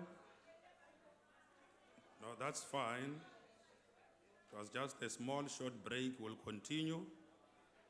We do have in this gallery members of the farming community who must live here well knowledgeable on what is being done to address drought. We continue to tell no lies and claim no easy victories.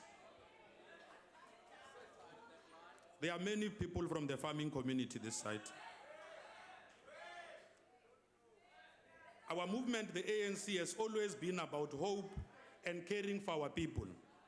When we met with Grain SA a week ago, we also encouraged them to look at interventions like rain harvesting as well as recycling water as some of the available mitigations against drought, which the government is already exploring. Minister Mokonyane has already spoken about some of this. We want the agricultural sector to be successful and sustainable and meet its NDP targets of creating 1 million jobs by 2030. A united front. Bagolo ba boletši ba re mphiri o tee ga o lle ba feleletša ka gore tau tša hloka seboka di šitwa ke nare e tlotša go thibela tšhilafatšo ya lerata dima go nyaka tšhomišano mmogo ya maAfrika Borwa re eme mmogo re le seboka. In this regard, the real opposition we are all facing is the disaster itself. We must not ignore the role and impact of indigenous knowledge systems to enriching our ability to resolve the drought disaster. These systems implore on us to understand and appreciate the importance of harmony between nature and humans. The Balobedu people of Limpopo, the rightful subjects of Queen Mojaji, the Rain Queen, still practice rain-making ceremonies. In the good olden days, matlapa sa le boleta, go neša pula go be go le bobebe, because our people practice good values and rituals to the latter. For instance... Honorable Mabe, honorable members to my left, there's really too much noise coming from you. Okay? Let us give a fair chance for the speaker to be heard. Continue, honorable member. Yes, it's very important that they hear how we solved rain problems even when we were not a democracy. In the good olden days, matlapa sa le boleta, go neša pula go be go le bobebe, because our people practiced good values and rituals for the latter. For instance, when a child was born, certain rituals would have to be performed to encode within the baby a sense of discipline, courage, and belonging. Today, these rituals are mostly ignored, leading to most others erosion of our value system, pollution of the ecosystem, and growing tension in society. The people of Bolanoto, like the Mojaji dynasty, still believe firmly that rain is a reflection of success, prosperity, and unity. Today, these features, just with a view from this house, seem to be absent. Protests are becoming violent, chaos a way of life. With these systems, we can all help resolve the disaster, partly by staying cool and doing good to the people of this country. Khale kua morago kua ngwana nna ra fetša go tswala ba mo thekga tlhogwana. Ba tla ba thuša gore kua pele kua e tlebe ngwana a tlhompho wa go kgona go ikgantšha botse setšhabeng. Ba rile ba e berekile bjalo le go neša pula peo ya go e ba kaonenyana. Honorable Mabe, will you just take a seat? Why are you rising, honorable member? Order, honorable members. Honorable Chair, I just would like to ask whether you could ask the Honorable Pule Mabe whether he would take a question. Honorable Mabe, are you prepared to take a question? No, when we are busy educating people on how we make rain, The honorable we normally member don't take is not questions. prepared to take a question. Continue, honorable member. Not only did we do that in the past, to show you just how much we celebrated rain in the past. Honorable Mabe, will you take your seat? What is the point of order, honorable member? House Chair, we need solutions on the Honorable problem member, that facing is not South a Africa. point of order. This Take your member seat. reads a rustation. Continue, he Honorable comes here Mabe. and reads a rustation. There are 11 million people who voted for the ANC who want to hear how we are solving their problems. Some of them believe in these indigenous knowledge systems. To show you just how much we celebrated rain back in the past, kids born on rainy days would be named after rain. That's why we've got Nomvola. That's why you have got Pule. These are people born on rainy days. Order, honorable members. It is very important to understand because we are dealing with this question of drought in a much more focused way. We have spoken to a range of interventions. We have got an interministerial team that is attending to this.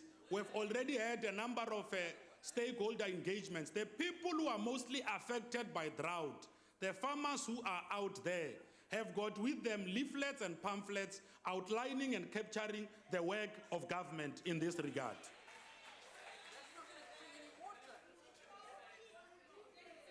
There are quite a lot of things that our government has been doing to attend to this. We did tell Grain SA as well about desalination. We told them about a range of other interventions that are available. These are some of the